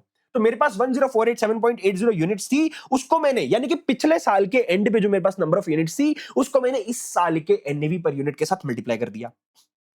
क्या, पिछले साल की नंबर ऑफ यूनिट्स को इस साल के एंडिंग एनएवी के साथ मैंने मल्टीप्लाई कर दिया। तो भैया आप जरा ध्यान से सुनना, ये मेरी इस साल की एंडिंग एनएवी है, इस साल की मेरी क्लोजिंग एनएवी है, लेकिन नंबर ऑफ यूनिट्स मेरे पिछले साल के अंत पे जितनी थी उतनी है। तो भैया यहां पर अभी डिविडेंड का, यहां पर इस इक्वेशन में यानी कि इस पर्टिकुलर पोर्शन में अभी डिविडेंड का एडजस्टमेंट नहीं हुआ है। सर डिविडेंड का एडजस्टमेंट नहीं हुआ, सर आपको कैसे पता? मेरे दोस्त अगर आपका डिविडेंड का एडजस्टमेंट होने के लिए आपको एडिशनल नंबर ऑफ यूनिट्स मिल जाएंगी ना, क्योंकि डिविडेंड तो रीइन्वेस्ट हो रहा है, लेकिन अभी एडिशनल यूनिट्स तो आई नहीं, क्योंकि पिछले साल वाली यूनिट्स है, ये पिछले साल वाली यूनिट्स है, यानी कि इस साल का डिविडेंड का एडजस्टमेंट इसमें अभी हुआ नहीं है। तो इसमें मैं क्या करूंगा, डिविडेंड का एडजस्टमेंट करने के लिए डिविडेंड को ऐड कर दूंगा। सर डिविडेंड कितना मिला? सर मैंने अभी अभी निकाला था, सर मेरे को 20,975.60 का डिविडेंड मिला है, वो मैंने ऐड कर दिया। तो भैया मेरी पिछले साल की नंबर ऑफ यूनिट्स को अगर मैं इस साल की क्लोजिंग एनएवी के साथ मल्टीप्लाई कर देता हूं, और क्योंकि उसमें अभी डिविडेंड का एडजस्टमेंट नहीं है तो मैंने डिविडेंड को ऐड कर दिया, तो इन दोनों को मिलाकर मेरी इस साल की क्लोजिंग इन्वेस्टमेंट वैल्यू के बराबर होना चाहिए, और इस साल की क्लोजिंग इन्वेस्टमेंट वैल्यू मैंने अभी अभी निकाली थी।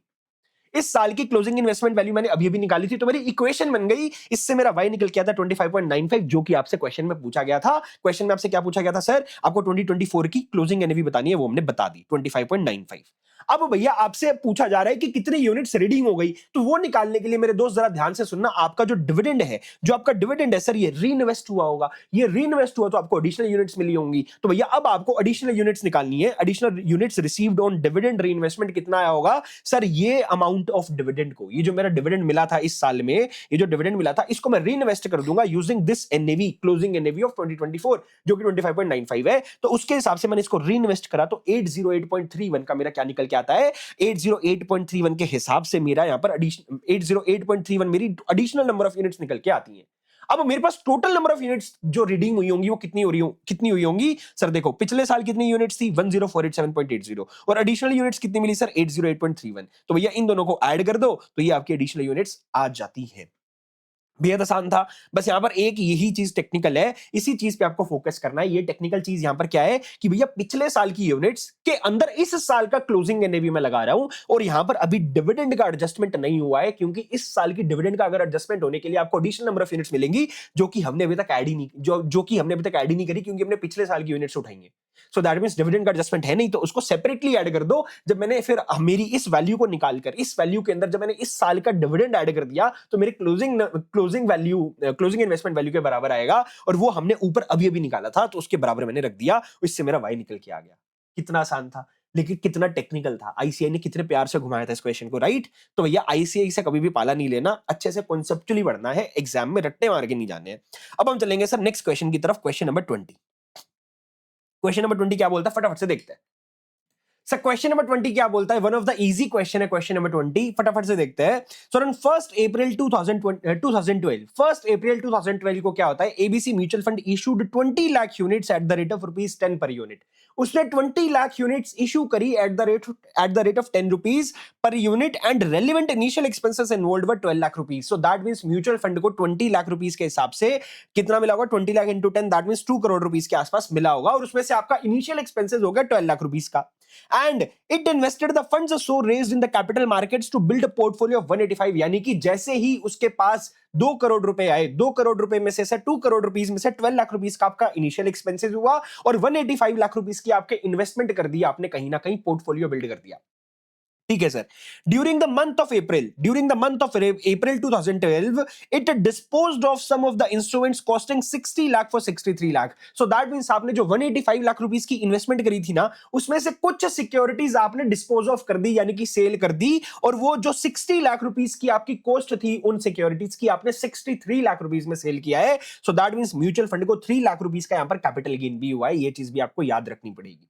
ठीक है सर, 3 लाख रुपीस का कैपिटल गेन हुआ है। And used the proceeds in purchasing the securities of 56 lakh, यानी कि जो आपने सेल किया ना, जैसे ही आपने 63 लाख रुपीस में सेल किया, आपके पास कैश आया, ये कैश का इस्तेमाल करके आपने एडिशनल सिक्योरिटीज परचेज कर ली 56 लाख रुपीस की। ठीक है sir. And sir fund management expenses for the month of अप्रैल जो था, अप्रैल वाले मंथ के लिए आपका फंड मैनेजमेंट एक्सपेंसेस जो थे वो 8 लाख रुपीस के थे, out of which 10% was in arrears, यानी कि आपने 8 लाख रुपीस का जो आपका फंड मैनेजमेंट एक्सपेंसेस था, इसमें से 10% तो अरियर्स है, बाकी 90% आपने कैश में पे कर दिया, यानी कि आपकी जेब से कैश जा चुका है। ठीक है sir. On April 2012 the fund earned dividend amounting to 2 lakh, यानी कि म्यूचुअल फंड को डिविडेंड मिला। किसको? म्यूचुअल फंड को, इन्वेस्टर को नहीं, म्यूचुअल फंड को डिविडेंड मिला सर 2 लाख रुपीस का। And it distributed 80% of the realised earnings, यानी कि म्यूचुअल फंड को जो रियलाइज्ड अर्निंग्स आई ना, म्यूचुअल फंड को जो म्यूचुअल फंड को अर्निंग्स आई सर, कौन कौन सी अर्निंग्स आई? म्यूचुअल फंड को एक तो डिविडेंड मिला अभी 2 लाख रुपीस का, इसके अलावा ऊपर म्यूचुअल फंड को 3 लाख रुपीस का कैपिटल गेन हुआ था। तो भैया ये जो म्यूचुअल फंड को जो इनकम हुई है ना, ये इसका 80% म्यूचुअल फंड ने यूनिट होल्डर्स को बांट दिया, 80% उसने यूनिट होल्डर्स को बांट दिया है। बोलो हाँ, yes sir. And on 30th April the market value of the portfolio was 198 lakh rupees. आपको पोर्टफोलियो की वैल्यू भी बता दी। एंड आपको बोल रहा है mister Akash an investor subscribe to 100 units. Akash ने 100 यूनिट्स खरीद के रखी थी 1 अप्रैल को, एंड उसने डिस्पोज ऑफ कर दी the same at the closing NAV on 30th April, यानी कि एक महीने के बाद मिस्टर आकाश ने अपनी सारी की सारी यूनिट्स जो है वो डिस्पोज ऑफ कर दी। What was his annual rate of earning? अब आपको यहां पर बताना है मिस्टर आकाश की एनुअल अर्निंग्स क्या थी। मिस्टर आकाश की एनुअल अर्निंग्स बताने के लिए आपको क्लोजिंग एनएवी पर यूनिट चाहिए, क्योंकि अर्निंग्स निकालने के लिए आप कैसे निकालोगे उसकी? मिस्टर आकाश की अर्निंग निकालने के लिए पहले आपको चाहिए सर क्लोजिंग एनएवी, और उसमें से आप ओपनिंग एनएवी को तो हटाओगे तो कैपिटल एप्रिसिएशन आएगा, फिर उसको जो डिविडेंड डिस्ट्रीब्यूशन एक्सेट्रा मिला होगा 80% जो म्यूचुअल फंड ने बांटा था वो आपको ऐड करना है, फिर divide by opening NAV into 100 करना है, फिर आपको टाइम फैक्टर के साथ मल्टीप्लाई करके उसको एनुअलाइज्ड बनाना पड़ेगा। अब भैया यहां पर सबसे बड़ी बात यह है कि आपको क्लोजिंग एनएवी चाहिए, वो हमें निकालनी पड़ेगी। तो दैट मींस आपको फंड की, म्यूचुअल फंड की क्लोजिंग एनएवी यहां पर निकालनी है। और म्यूचुअल फंड की क्लोजिंग एनएवी निकालने के लिए सर, एनएवी निकालने का मेथड मैंने आपको लास्ट क्लास में बताया था कैसे निकालते हैं सर। हमें एसेट माइनस लायबिलिटीज एक्सेट्रा करके divide by total number of units कर देना होता है, और एसेट्स की मार्केट वैल्यू लेनी रहती है। और भैया स्टेप 2 के अंदर अगर आपको याद हो, मैंने आपको बताया था कि एसेट्स की मार्केट वैल्यू लेनी है, और इसके अलावा कैश बैलेंस भी आता है एक, और कैश बैलेंस इस पर्टिकुलर क्वेश्चन में आपको गिवन नहीं है, लेकिन कैश निकालने का डेटा गिवन है। तो भैया आपको स्टेप 1 में जाना पड़ेगा, स्टेप 1 के हिसाब से आपको कैश बैलेंस निकालना पड़ेगा। तो हम कैश बैलेंस कैसे निकालेंगे? सबसे पहले आ जाओ अब इस क्वेश्चन नंबर 20 में, सबसे पहले आपको कैश बैलेंस की कैलकुलेशन करनी है। तो step 1 calculation of closing cash balance. Sir cash balance हम क्यों निकाल रहे हैं? क्योंकि हमें म्यूचुअल फंड की एनएवी पर यूनिट निकालनी है। अब म्यूचुअल फंड की एनएवी पर यूनिट निकालने के लिए हमें उसके एसेट्स चाहिए होते हैं, और एसेट्स में कैश भी आता है, और कैश भी आता है। मैं आपको एक बार फॉर्मेट में भी दिखा देता हूं, क्योंकि हमारा यहां पर कैश भी आता है। तो कैश हमें क्वेश्चन में गिवन नहीं है, तो लेकिन कैश निकालने का डेटा गिवन है। ये देखो, हमें यहां पर कैलकुलेशन ऑफ एनएवी करते टाइम हमें कैश बैलेंस भी यहां पर ऐड करना पड़ता है, और कैश बैलेंस अगर हमें गिवन हो तो हम डायरेक्टली ऐड कर देते हैं, ना गिवन हो तो हमें स्टेप 1 में यहां पर क्लोजिंग कैश बैलेंस निकालना पड़ता है, जो कि मैंने आपको यहां पर सिखाया था बहुत अच्छे से। अब क्लोजिंग कैश बैलेंस यहां पर निकालना पड़ेगा, क्योंकि इस क्वेश्चन में हमें गिवन नहीं है। तो भैया जरा ध्यान से सुनो इस क्वेश्चन को। इस क्वेश्चन में म्यूचुअल फंड ने इशू करे थे 20 लाख यूनिट्स, और वो भी 10 रुपीस के हिसाब से। तो 20 lakh into 10 that means 200 lakh का आपका यहाँ पे 200 लाख का आपके पास पैसा आ गया। तो भैया 200 लाख सबसे पहले लिखेंगे, फिर उसमें से आपका initial issuance expenses, initial expenses जो है आपके वो इन्वॉल्व है 12 लाख रुपीस के, एंड 185 लाख रुपीस का आपने पोर्टफोलियो बना दिया। दैट मींस आपने 185 लाख रुपीस माइनस कर दिए, ये भी आपका कैश चला गया। तो भैया यहां पर देखो 200 लाख आपके पास आया फ्रेश यूनिट से पैसा, इसमें से 12 लाख का आपका इनिशियल एक्सपेंसेस हो गए, और आपने इनिशियल इन्वेस्टमेंट कर दी 185 लाख रुपीस की, जो कि आपको क्वेश्चन में गिवन है 185 लाख। सो दैट मींस आपकी जेब से, देखो भैया हमने इन्वेस्टमेंट कर दी, ये बात मैं मानता हूं, लेकिन कैश तो चला गया ना। अभी हमारा पूरा का पूरा फोकस कैश बैलेंस निकालने पे होना चाहिए। तो 200 लाख की कैश आई, 12 लाख रुपीस हमारा initial expenses, 185 lakh rupees investment करके हमारी जेब से कैश चला गया, तो हमने माइनस कर दिया, तो नेट कैश प्रोसीड्स 3 लाख की रह गई। अब भैया उसके बाद वो क्या बोल रहा है, 185 लाख के बाद वो क्या बोल रहा है, ड्यूरिंग द अप्रैल उसने क्या करा, उसने कुछ सिक्योरिटीज को डिस्पोज ऑफ किया, और ऐसी सिक्योरिटीज को डिस्पोज ऑफ किया जिसकी वैल्यू 60 लाख रुपीस थी, कॉस्टिंग 60 लाख रुपीस थी, और हमने 63 लाख रुपीस में इसको बेचा है। क्या हमें यहां पर कैपिटल गेन से फर्क पड़ेगा कैश बैलेंस निकालते टाइम? भैया 60 लाख वाली आपने 63 लाख में बेच दी, हमें फर्क नहीं पड़ता, हमें बस इतना बताए कि हमारी जेब में 63 लाख रुपीस आ गए, हमें तो बैलेंस निकालना है, कैश बैलेंस। तो ये 63 लाख आ गया, तो हम 63 लाख यहां पर ऐड कर देंगे। बात समझ में आती है? Yes sir.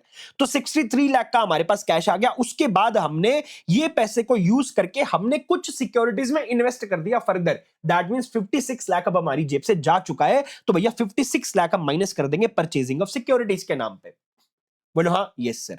तो यहां 56 लाख तक आपको समझ में आ गया? बोलो हाँ यस सर, 56 लाख तक हमारा हो गया है। उसके बाद वो बोल रहा है fund management expenses for the month of April was 8 lakh, यानी कि अप्रैल के मंथ में आपका fund management expenses 8 lakh rupees हुए थे, जिसमें से 10% जो है वो अरियर्स में है, 10% अरियर में, यानी कि 90% पेड है। तो भैया 8 लाख का 90% हमारी जेब से जा चुका है, तो हमने यहां पर क्या करा sir, fund management expenses paid वाले लिखे हैं, 8 लाख का 90%, दैट मींस 7.2 हमारी जेब से चला गया।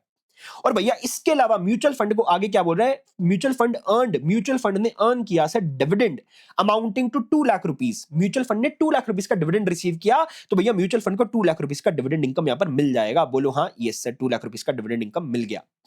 अब भैया इसके बाद जरा ध्यान से सुनना, म्यूचुअल फंड ने 80% ऑफ द रियलाइज्ड अर्निंग जो है वो डिस्ट्रीब्यूट कर दी। यहां पर बोल रहा है 80% of the realised earning mutual fund ने डिस्ट्रीब्यूट कर दी। तो क्या क्या डिस्ट्रीब्यूट किया होगा? तो भैया एक तो डिविडेंड अमाउंट का 80% उसने डिस्ट्रीब्यूट करा, यानी कि 1.6 उसकी जेब से चला गया।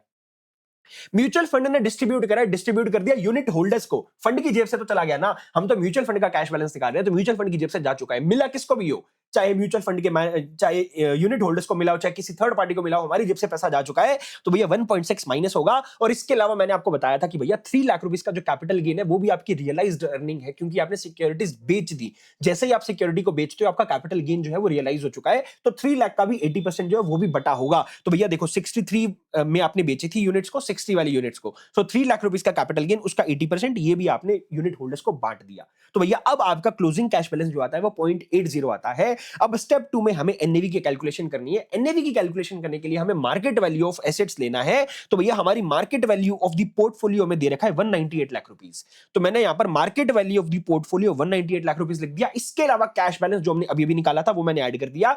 अब भैया आपको लाइबिलिटीज माइनस करनी है। सर हमारी लाइबिलिटीज है क्या? सर हमें तो लगता है हमारी लाइबिलिटीज नहीं है। नहीं भैया हमारी लाइबिलिटीज है। अगर मैं आपको ऊपर याद दिलाऊं तो फंड मैनेजमेंट एक्सपेंसेस जो थे वो 10% अरियर में थे, 80% पे 90% पे हुए थे, 10% अरियर में थे। तो भैया यहां पर आपका 8 लाख का 10% यानी कि 0.80 आपको यहां पर हटाना पड़ेगा। बोलो हाँ, fund management expenses in arrears जो है वो 8 लाख का 10% ये आपने हटाया, तो आपका net asset on the closing date निकल के आ जाता है। Sir net asset 198 lakh rupees आते हैं। 198 लाख रुपीस को आप डिवाइड कर दोगे with the number of units, और नंबर ऑफ यूनिट्स आपकी क्वेश्चन में आपको गिवन है 20 लाख, जो स्टार्टिंग में आपको गिवन है कि म्यूचुअल फंड ने 20 लाख यूनिट्स इशू करी थी, तो 20 लाख से आप डिवाइड कर दोगे तो आपका एनएवी पर यूनिट निकल के आता है 9.90। बोलो हाँ यस सर। अब मिस्टर आकाश की यहां पर आपसे एनुअलाइज्ड अर्निंग्स पूछ रखी थी।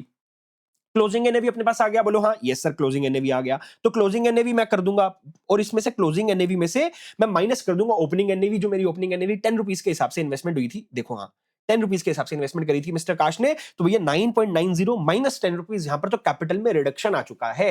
प्लस भैया ये तो भैया कैपिटल एप्रिसिएशन हो गया उसका। अब भैया मिस्टर आकाश को जो डिविडेंड और कैपिटल गेन मिला होगा वो भी तो हमें ऐड करना पड़ेगा। सर मिस्टर आकाश को डिविडेंड कैपिटल गेन मिला है क्या? बिल्कुल मिला है मेरे दोस्त। यहां पर म्यूचुअल फंड ने डिस्ट्रीब्यूट करी थी ना रियलाइज्ड अर्निंग, किसको डिस्ट्रीब्यूट करी थी?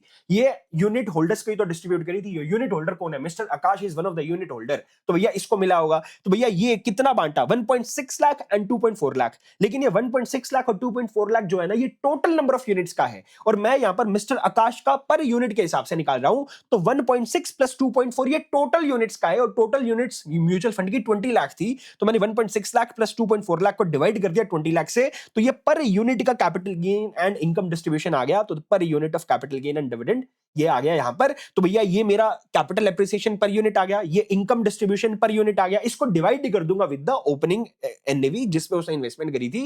एंड क्योंकि ये 1 मंथ का डेटा है सारा का सारा, आपको क्वेश्चन में गिवन है, देखो मिस्टर आकाश ने 1 अप्रैल को इन्वेस्टमेंट करी थी, 30 अप्रैल को रिडीम कर दिया, और पूरा डेटा आपको 1 मंथ का गिवन है। तो भैया ये 1 मंथ का है, लेकिन आपसे एनुअल रेट ऑफ रिटर्न पूछा है, तो एनुअल रेट ऑफ रिटर्न निकालने के लिए इसको डिवाइड बाय 1 इंटू 12 इंटू 100 कर दोगे, तो 12% का मिस्टर आकाश का रिटर्न निकल के आता है। अब हम चलेंगे सर क्वेश्चन नंबर 21 की तरफ। आसान क्वेश्चन था बेहद, यस सर आसान क्वेश्चन था। Question number 21 is also very easy, थोड़ा सा इंपॉर्टेंट है, जरा ध्यान से सुनना। तो क्वेश्चन नंबर 21 क्या बोलता है सर? क्वेश्चन नंबर 21 देखो, the following particulars related to S fund schemes आपको दिए हुए हैं। सर क्या क्या पर्टिकुलर्स दिए हुए हैं? इन्वेस्टमेंट इन शेयर्स किया हुआ है एट कॉस्ट, और किन किन शेयर्स में इन्वेस्टमेंट हुआ है सर? फार्मास्यूटिकल कंपनीज में हुआ है सर, ठीक है, कितना? 158 करोड़ रुपीस का। एंड सर कंस्ट्रक्शन इंडस्ट्रीज में इन्वेस्टमेंट हुआ, सर्विस सेक्टर इंडस्ट्री में हुआ, आईटी कंपनीज में हुआ, रियल एस्टेट कंपनी में हुआ, और हर सेक्टर का आपको यहां पर क्या दे रखा है सर? वैल्यू ऑफ इन्वेस्टमेंट दे रखा है कि कितना अमाउंट आपने इन्वेस्ट किया, ठीक है सर। अब आपको इन्वेस्टमेंट इन बॉन्ड्स बता रहा है, यानी कि फिक्स्ड इनकम सिक्योरिटीज में आपने इन्वेस्टमेंट करी सर, लिस्टेड बॉन्ड्स के अंदर आपने इन्वेस्टमेंट करी 24 करोड़ रुपीस की, 8000 बॉन्ड से 14% बॉन्ड, मतलब 14% का इंटरेस्ट वाले बॉन्ड्स है। एंड आपने अनलिस्टेड बॉन्ड्स के अंदर भी 14 करोड़ की इन्वेस्टमेंट करी। एंड सर आपको नंबर ऑफ यूनिट्स आउटस्टैंडिंग बता दी, म्यूचुअल फंड की कितनी यूनिट्स आउटस्टैंडिंग है? 8.4 करोड़। एंड आपको एक्सपेंस पेबल यानी कि लाइबिलिटी बता दिया सर 7 करोड़ का। And cash and cash equivalent बधाई हो, आपको कैश बैलेंस यहां पर निकाल के बता दिया है 3 करोड़ का cash balance. Market expectations on listed bond है, this is one of the tricky point है यहां पर। Market expectation on listed bond आपको बता दिया 8.842%। सर ये क्या होता है, इसके बारे में डिस्कशन करेंगे अभी। एंड आपको बोल रहा है fund has incurred the following expenses, mutual fund ने ये फॉलोइंग एक्सपेंसेस किए हैं, consulting and management expenses, office expenses, advertisement expenses. In expenses का कोई ट्रीटमेंट करने की दरकार नहीं है, रीजन बीइंग बिकॉज ये फंड ने इनकर किए हैं, इनकर कर मतलब ये इनकर हो चुके हैं, दैट मींस ये खर्चे हो चुके हैं, और हम अज्यूम करेंगे कि भैया ये पेड है, ये पेड है expenses, since these are expenses already paid, ये हमारे कैश एंड कैश इक्विवेलेंट में एडजस्टेड होंगे, और आपको कैश एंड कैश इक्विवेलेंट यहां पर दे रखा है, तो इनका एडजस्टमेंट करने की दरकार नहीं है। अब भैया आपको particulars related to the each sector are as follows, आपको पर्टिकुलर्स बता दिया कि भैया जिस दिन आपने इन्वेस्टमेंट करी थी तब भैया इन सेक्टर्स का इंडेक्स की वैल्यू क्या थी, और आज के टाइम पे वैल्यूएशन वाली डेट पे आपकी इंडेक्स की वैल्यू क्या है, इससे आपकी मार्केट वैल्यू ऑफ इन्वेस्टमेंट्स निकल जाएगी। सर ये हमने पहले भी ट्रिकी पॉइंट्स में ऊपर हमने डिस्कशन की थी, मैं आपको दिखा देता हूं कि भैया अगर आपको यहां पर निकालना हो, देखो purchase price divide by index value eight the time of purchase into present index value, तो ये करके हम निकाल लेंगे। बोलो हाँ यस सर। तो भैया यहां पर आपसे रिक्वायरमेंट्स में क्या पूछा गया है sir? Calculate the NAV of the fund, आपको एनएवी निकाल के बतानी है फंड पे, and net asset value per unit, यानी कि यहां पर आपको नेट एसेट वैल्यू बतानी है, और यहां पर net asset value per unit बताना है। एंड आपको बोला जा रहा है डिटरमाइन द नेट रिटर्न, यानी कि एनुअलाइज्ड रिटर्न बताओ if the period of consideration is 4 years and the fund has distributed ₹2 per unit per year as cash dividend during the same period. Calculate figures in rupees crores up to 3 decimals. Sir ये third requirement को एक बार फिर से हम पढ़ेंगे आकर, क्योंकि मेरे को पता है अभी आप थोड़े से कंफ्यूज हो गए हो इसमें, तो जब इस रिक्वायरमेंट के आंसर को देख रहे होंगे तो मैं आपको ये दोबारा से पढ़ाऊंगा, ठीक है? तो भैया इसके आंसर पे आ जाओ। सबसे पहले मेरे दोस्त जरा ध्यान से सुनना, यहां पर आपको एनएवी ऑफ द फंड निकालने के लिए बोला गया है, नेट एसेट वैल्यू निकालने के लिए बोला गया है। तो नेट एसेट वैल्यू निकालने के लिए मैंने आपको बताया था 2 स्टेप प्रोसेस होती है, पहले आपको कैश एंड कैश इक्विवेलेंट निकालने पड़ते हैं, अगर क्वेश्चन में गिवन हो तो नहीं निकालना, क्योंकि इस पर्टिकुलर क्वेश्चन में आपको cash and cash equivalents given है। मैं आपको दिखाता हूं, यहां पर आपको cash and cash equivalents given है, तो आपको वो स्टेप 1 करने की दरकार नहीं है, सीधा स्टेप 2 पे आ जाएंगे। तो स्टेप 2 के अंदर हमें क्या करना है सर? हमें मार्केट वैल्यू ऑफ एसेट्स लेनी है। अब मार्केट वैल्यू ऑफ एसेट्स निकालने के लिए मेरे दोस्त जैसे फार्मास्यूटिकल कंपनीज का 158 करोड़ का है, तो 158 करोड़ डिवाइड बाय 300, क्योंकि फार्मास्यूटिकल में जब आपने इन्वेस्टमेंट करी थी तब इंडेक्स की वैल्यू 300 थी, तो 158 डिवाइड बाय 300 इनटू 500, तो भैया 500 डिवाइड बाय 300 कर दोगे basically. So 158 divide by 300 into 500, आ जाओ देखो 158 डिवाइड बाय 300 इनटू 500 ये होता है। तो भैया यहां पर मैं दोबारा से बता देता हूं, देखो 158 करोड़ था, इसको आपको डिवाइड करना है किसके साथ? प्रेजेंट वैल्यू ऑफ इंडेक्स, मतलब सॉरी जिस दिन आपने इन्वेस्टमेंट करी थी उस दिन क्या आपके इंडेक्स की वैल्यू थी, तो 158 डिवाइड बाय 300 इनटू 500, वही किया हमने, 158 डिवाइड बाय 300 इनटू 500, तो ये 263.333 निकल के आ गया। सिमिलरली आपको construction company, service sector company सबका निकाल लेना है। कंस्ट्रक्शन का एक बार और बता देता हूं, 62 करोड़ को आपको डिवाइड करना रहेगा sir, 62 divide by 275, into 490, 62 divide by 275, देखो 62 डिवाइड बाय 275 इंटू 490, तो ये आपका निकल के आ गया। ऐसे हर सेक्टर का आपको मार्केट वैल्यू निकाल लेनी है, तो हमने हर सेक्टर की मार्केट वैल्यू निकाल ली। अब इसके अलावा हमने और कहां कहां इन्वेस्टमेंट करी थी देखते हैं। सर ये हमारी पहले इन्वेस्टमेंट इन शेयर्स हो गई। अब भैया उसके बाद इन्वेस्टमेंट इन बॉन्ड्स आती है। इन्वेस्टमेंट इन बॉन्ड्स आती है तो भैया इन्वेस्टमेंट इन बॉन्ड्स के लिए सबसे पहले आपको लिस्टेड बॉन्ड्स की निकालनी है, फिर अनलिस्टेड बॉन्ड्स की हम देखते हैं। तो भैया देखो लिस्टेड बॉन्ड्स के लिए आपको क्या करना है। लिस्टेड बॉन्ड्स के लिए मेरे दोस्त आपको यहां पर मार्केट एक्सपेक्टेशन का डेटा दिया हुआ था, बोलो हाँ। सबसे पहले लिस्टेड बॉन्ड्स को देख लेते हैं, अनलिस्टेड बॉन्ड्स तो एज इट इज आ जाएगा। देखो अनलिस्टेड बॉन्ड्स की वैल्यू कितनी थी सर, 14 करोड़। एंड सर वो 14 करोड़ हमने एज इट इज लिख देना है, क्यों? क्योंकि इसके बारे में कुछ आपको डेटा दे नहीं रखा कि कोई डिमिनिशन इन वैल्यू है एक्सेट्रा एक्सेट्रा। तो भैया जितना था पहले उतना आज है, हम वही अज्यूम कर लेंगे। अब लिस्टेड बॉन्ड्स पे आ जाओ। अब लिस्टेड बॉन्ड्स आपके 24 करोड़ रुपीस की आपके इन्वेस्टमेंट थी, बोलो हाँ 24 करोड़ रुपीस की आपकी इन्वेस्टमेंट थी। और ये 24 करोड़ आया कैसे सर, 8,000 रुपीस, 8,000 शेयर्स और सॉरी 8,000 बॉन्ड्स एंड 30,000 ईच, ठीक है। तो 8,000 इंटू 8,000 इंटू 30,000, तो ये आता है 24 करोड़। अब भैया जरा ध्यान से सुनना, ये जो आपका market expectation on listed bonds जो है ना, market expectation on listed bonds जो आपको गिवन है, this is your discounting rate. This is your discounting rate. इसको अब निकालेंगे कैसे, डिस्काउंटिंग रेट की मदद से हम कैसे सॉल्व करेंगे वो मैं आपको बताता हूं। भैया जरा ध्यान से सुनना, ये जो आपका है ना 24 करोड़ रुपीस के ऊपर 14% का इंटरेस्ट आएगा। 24 करोड़ की इन्वेस्टमेंट है और उसके ऊपर 14% का आपको इंटरेस्ट मिलना है। तो मैंने वही करा सर, 24 करोड़ रुपीस के ऊपर 14% का जो है वो मेरा इंटरेस्ट आएगा। 24 करोड़ रुपीस के ऊपर 14% का इंटरेस्ट। और ये जो इंटरेस्ट है ना, ये मेरे को परपेचुटी में मिलता जाएगा। ये इंटरेस्ट जो है इस बॉन्ड से मुझे परपेचुटी में मिलेगा, बिकॉज हम अज्यूम कर रहे हैं कि परपेचुअल बॉन्ड्स है। इसके बारे में आपको रिडेम्पशन का या फिर मैच्योरिटी का कोई डेटा गिवन नहीं है, तो हम अज्यूम कर रहे हैं कि ये परपेचुटी वाले बॉन्ड्स है। तो ये इंटरेस्ट 24 करोड़ रुपीस के ऊपर 14% आपको हर साल मिलेगा। और भैया हर साल आपको जो मिलने वाला है इंटरेस्ट, अगर हमें इस बॉन्ड की अब हमें इंट्रिंसिक वैल्यू निकालनी हो, बॉन्ड की जब इंट्रिंसिक वैल्यू निकालनी हो, ये सिक्योरिटी वैल्यूएशन के चैप्टर में इस पॉइंट को भी पढ़ेंगे। जब हमें परपेचुअल बॉन्ड्स की, ऐसे बॉन्ड जो कभी रिडीम ना हो, उसकी अगर हमें इंट्रिंसिक वैल्यू निकालनी हो, तो उसके जितने भी इंटरेस्ट आते हैं ना, परपेचुटी में जो जो इंटरेस्ट आएगा, इंटरेस्ट की प्रेजेंट वैल्यू निकालनी है। अब इंटरेस्ट की प्रेजेंट वैल्यू निकालनी है और परपेचुटी में मिल रहा है क्योंकि इंटरेस्ट, तो भैया डायरेक्टली आपको क्या करना रहेगा, डायरेक्टली आपको डिस्काउंटिंग रेट से डिवाइड कर दो। क्योंकि ये चीज आपने इंटरमीडिएट में भी पढ़ी होगी कि भैया अगर आपको परपेचुअल कैश फ्लो आता रहता है ना, तो आपको डायरेक्टली इंटरेस्ट रेट से डिवाइड कर दो, तो भैया आपकी हर साल की यानी कि परपेचुटी में जितना भी इंटरेस्ट मिलेगा उसकी इन टोटलिटी प्रेजेंट वैल्यू आ जाती है। राइट तो भैया यहां पर क्या हो रहा है, परपेचुटी में जो इंटरेस्ट मिलने वाला है उसकी हम प्रेजेंट वैल्यू निकाल रहे हैं divide by market expectation rate से करके। तो ये market expectation rate is nothing but your, यहां पर क्या है, it is a discounting rate. तो मैंने यहां पर डिस्काउंटिंग रेट से डिवाइड करके मैंने अपने इंटरेस्ट कंपोनेंट की प्रेजेंट वैल्यू निकाल दी, और इससे मेरी बॉन्ड की जो है वो इंट्रिंसिक वैल्यू आ जाएगी, दैट मींस मार्केट वैल्यू आ जाएगी। और मार्केट वैल्यू फिर मेरी बॉन्ड की क्या निकल के आई सर, 38 करोड़ रुपीस। अब भैया इसके अलावा आपको और क्या क्या एसेट्स गिवन है क्वेश्चन में, सर ये नंबर ऑफ यूनिट्स है, ये तो बाद में देखेंगे। ये एक्सपेंसेस पेबल, ये आपकी लायबिलिटी अभी देखते हैं। एसेट्स ढूंढने हैं हमें sir, cash and cash equivalent आपको एसेट गिवन है 3 करोड़ रुपीस का, तो 3 करोड़ रुपीस का यहां पर मैंने एसेट डाल दिया। अब सारे एसेट्स हो चुके हैं, अब लायबिलिटीज पे आ जाओ। अब भैया लायबिलिटीज पे आ जाओ sir, expenses payable is my liability, तो 7 करोड़ रुपीस की लायबिलिटी को हम हटा देंगे, तो एनएवी ऑफ द फंड आ गया, नेट एसेट वैल्यू आ गया। अब net asset value per unit निकालनी है सेकंड पार्ट के अंदर जो पूछा गया था, तो नंबर ऑफ यूनिट से हम डिवाइड कर देंगे। सर नंबर ऑफ यूनिट्स आपको क्वेश्चन में गिवन है 8.4, तो 8.4 से जब मैंने डिवाइड किया तो भैया ये 93 पर यूनिट निकल के आता है।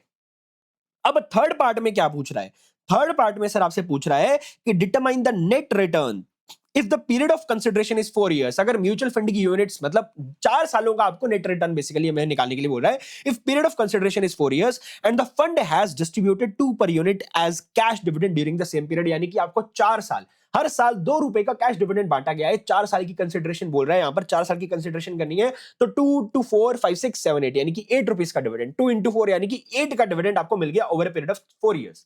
बोलो हाँ यस सर, 4 years के पीरियड पे आपको 8 रुपीस का डिविडेंड मिला होगा।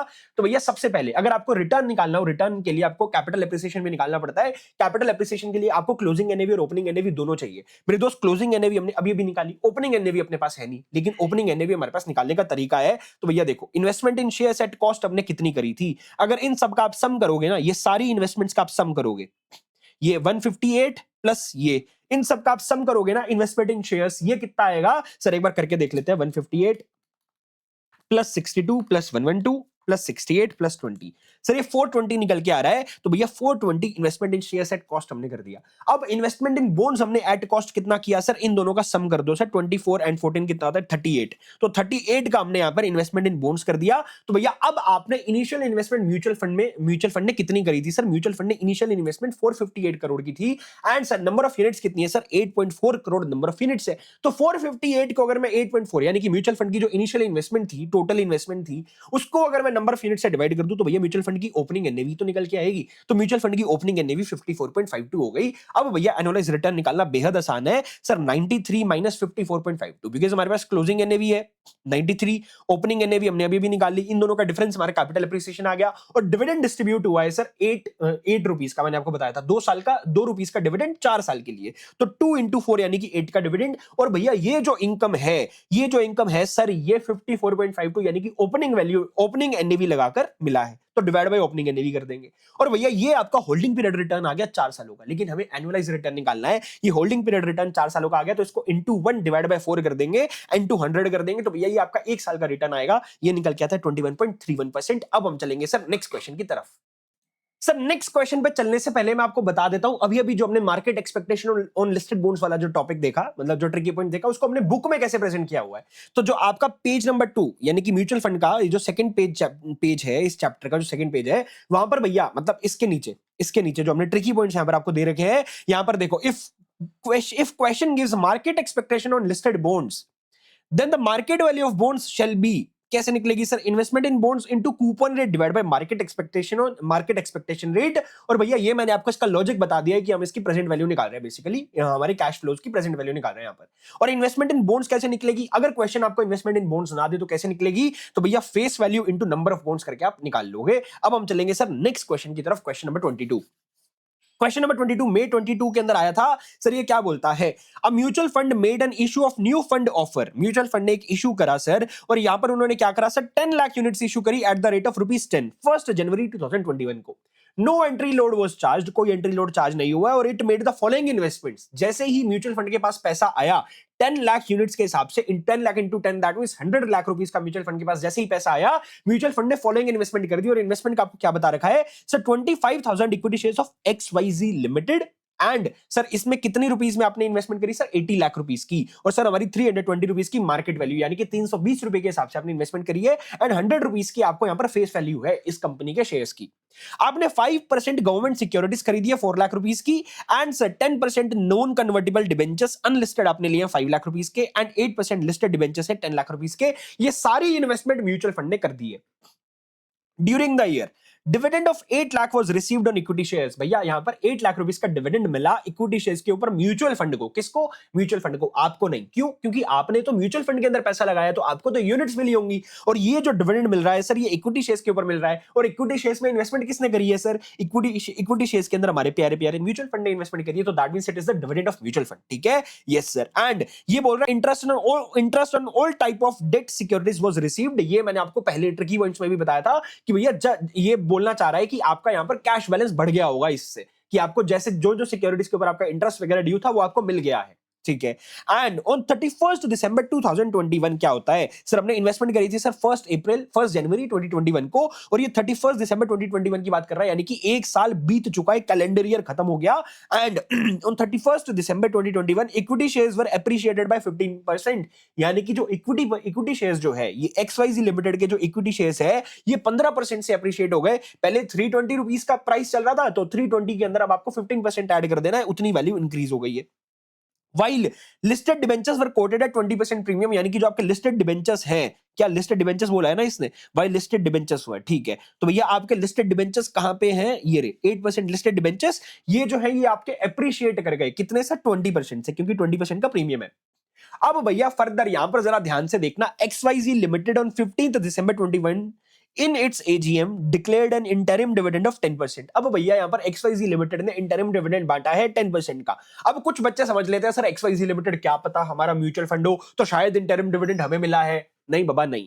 एक्सवाईजी लिमिटेड जरा ध्यान से देखो, एक्सवाईजी लिमिटेड क्या है सर, ये वाली इक्विटी शेयर्स वाली कंपनी है। म्यूचुअल फंड ने एक्सवाईजी लिमिटेड के शेयर्स में पैसा लगाया हुआ है, तो ये इंटरिम डिविडेंड भी म्यूचुअल फंड के खाते में आया है। बात समझ में आ गई? Yes sir. तो भैया XYZ limited declared an interim dividend of 10% and bonus shares at the rate of 1:10 on the record date of 28 December, यानी कि एक्सवाईजी लिमिटेड ने बोनस शेयर्स भी दिए एंड सर इसके अलावा एक्सवाईजी लिमिटेड ने इंटरिम डिविडेंड भी बांटा है 10% का।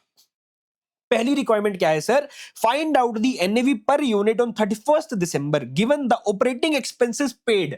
ऑपरेटिंग एक्सपेंसेस पेड यानी कि कैश में जा चुके हैं during the year amounting to 3 lakh rupees.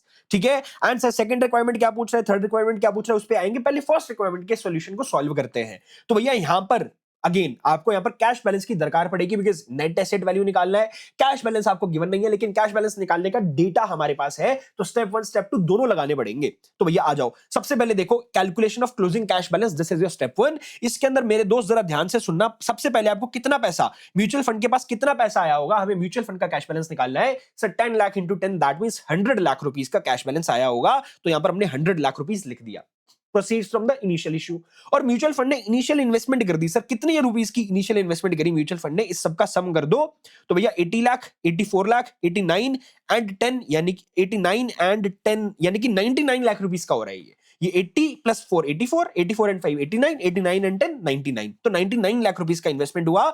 Initial investment हमने हटा दिया क्योंकि कैश चला गया हमारी जेब से। अब भैया नेट कैश प्रोसीड्स कितनी है सर, हमारे पास 1 लाख रुपीस रह गए। अब भैया कैश वाली आइटम्स को पकड़ना है हमें। यहां से कैश वाली आइटम्स शुरू होती हैं। सर 8 लाख रुपीस का डिविडेंड रिसीव हुआ म्यूचुअल फंड को इक्विटी शेयर्स के ऊपर, तो 8 लाख रुपीस का डिविडेंड जो है वो हमारे अकाउंट के अंदर आ चुका है म्यूचुअल फंड के। तो मैंने यहां पर 8 लाख रुपीस डिविडेंड रिसीव लिख दिया। और इसके अलावा यहां पर क्वेश्चन फर्दर क्या बोल रहा था, interest on all type of debt securities was received। तो भैया कौन कौन सी डेट सिक्योरिटीज है और उसके ऊपर क्या क्या इंटरेस्ट हमें आया होगा। तो भैया देखो एक 5% गवर्नमेंट सिक्योरिटीज है, तो 4 लाख रुपीस के ऊपर 5% हमें मिल गया होगा। दिखाता हूं सर, देखो 4 लाख रुपीस के ऊपर 5% 20,000 रुपीस का इंटरेस्ट।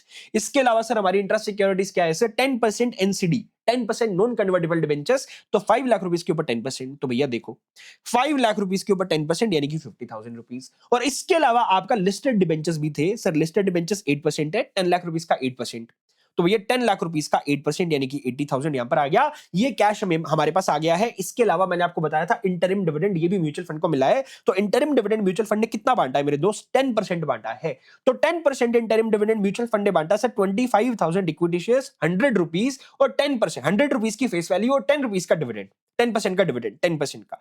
तो भैया ये देखो 25,000 इक्विटी शेयर्स, 100 रुपीस की फेस वैल्यू और 10% का हमारा यहाँ पर डिविडेंड। और भैया यहाँ पर डिविडेंड यहाँ पर 10% लिखा हुआ है, तो हम अज्यूम कर रहे हैं डिविडेंड ऑन फेस वैल्यू है। लेकिन अगर आपको डिविडेंड यील्ड लिख कर दे देता क्वेश्चन, अगर डिविडेंड यील्ड लिख कर दे देता, तो भैया ये डिविडेंड यील्ड आपकी फेस वैल्यू पे नहीं, ये मार्केट वैल्यू पे निकलती, जो कि आपको 320 रुपीस दे रखी थी। ये चीजें आपको पता होनी चाहिए।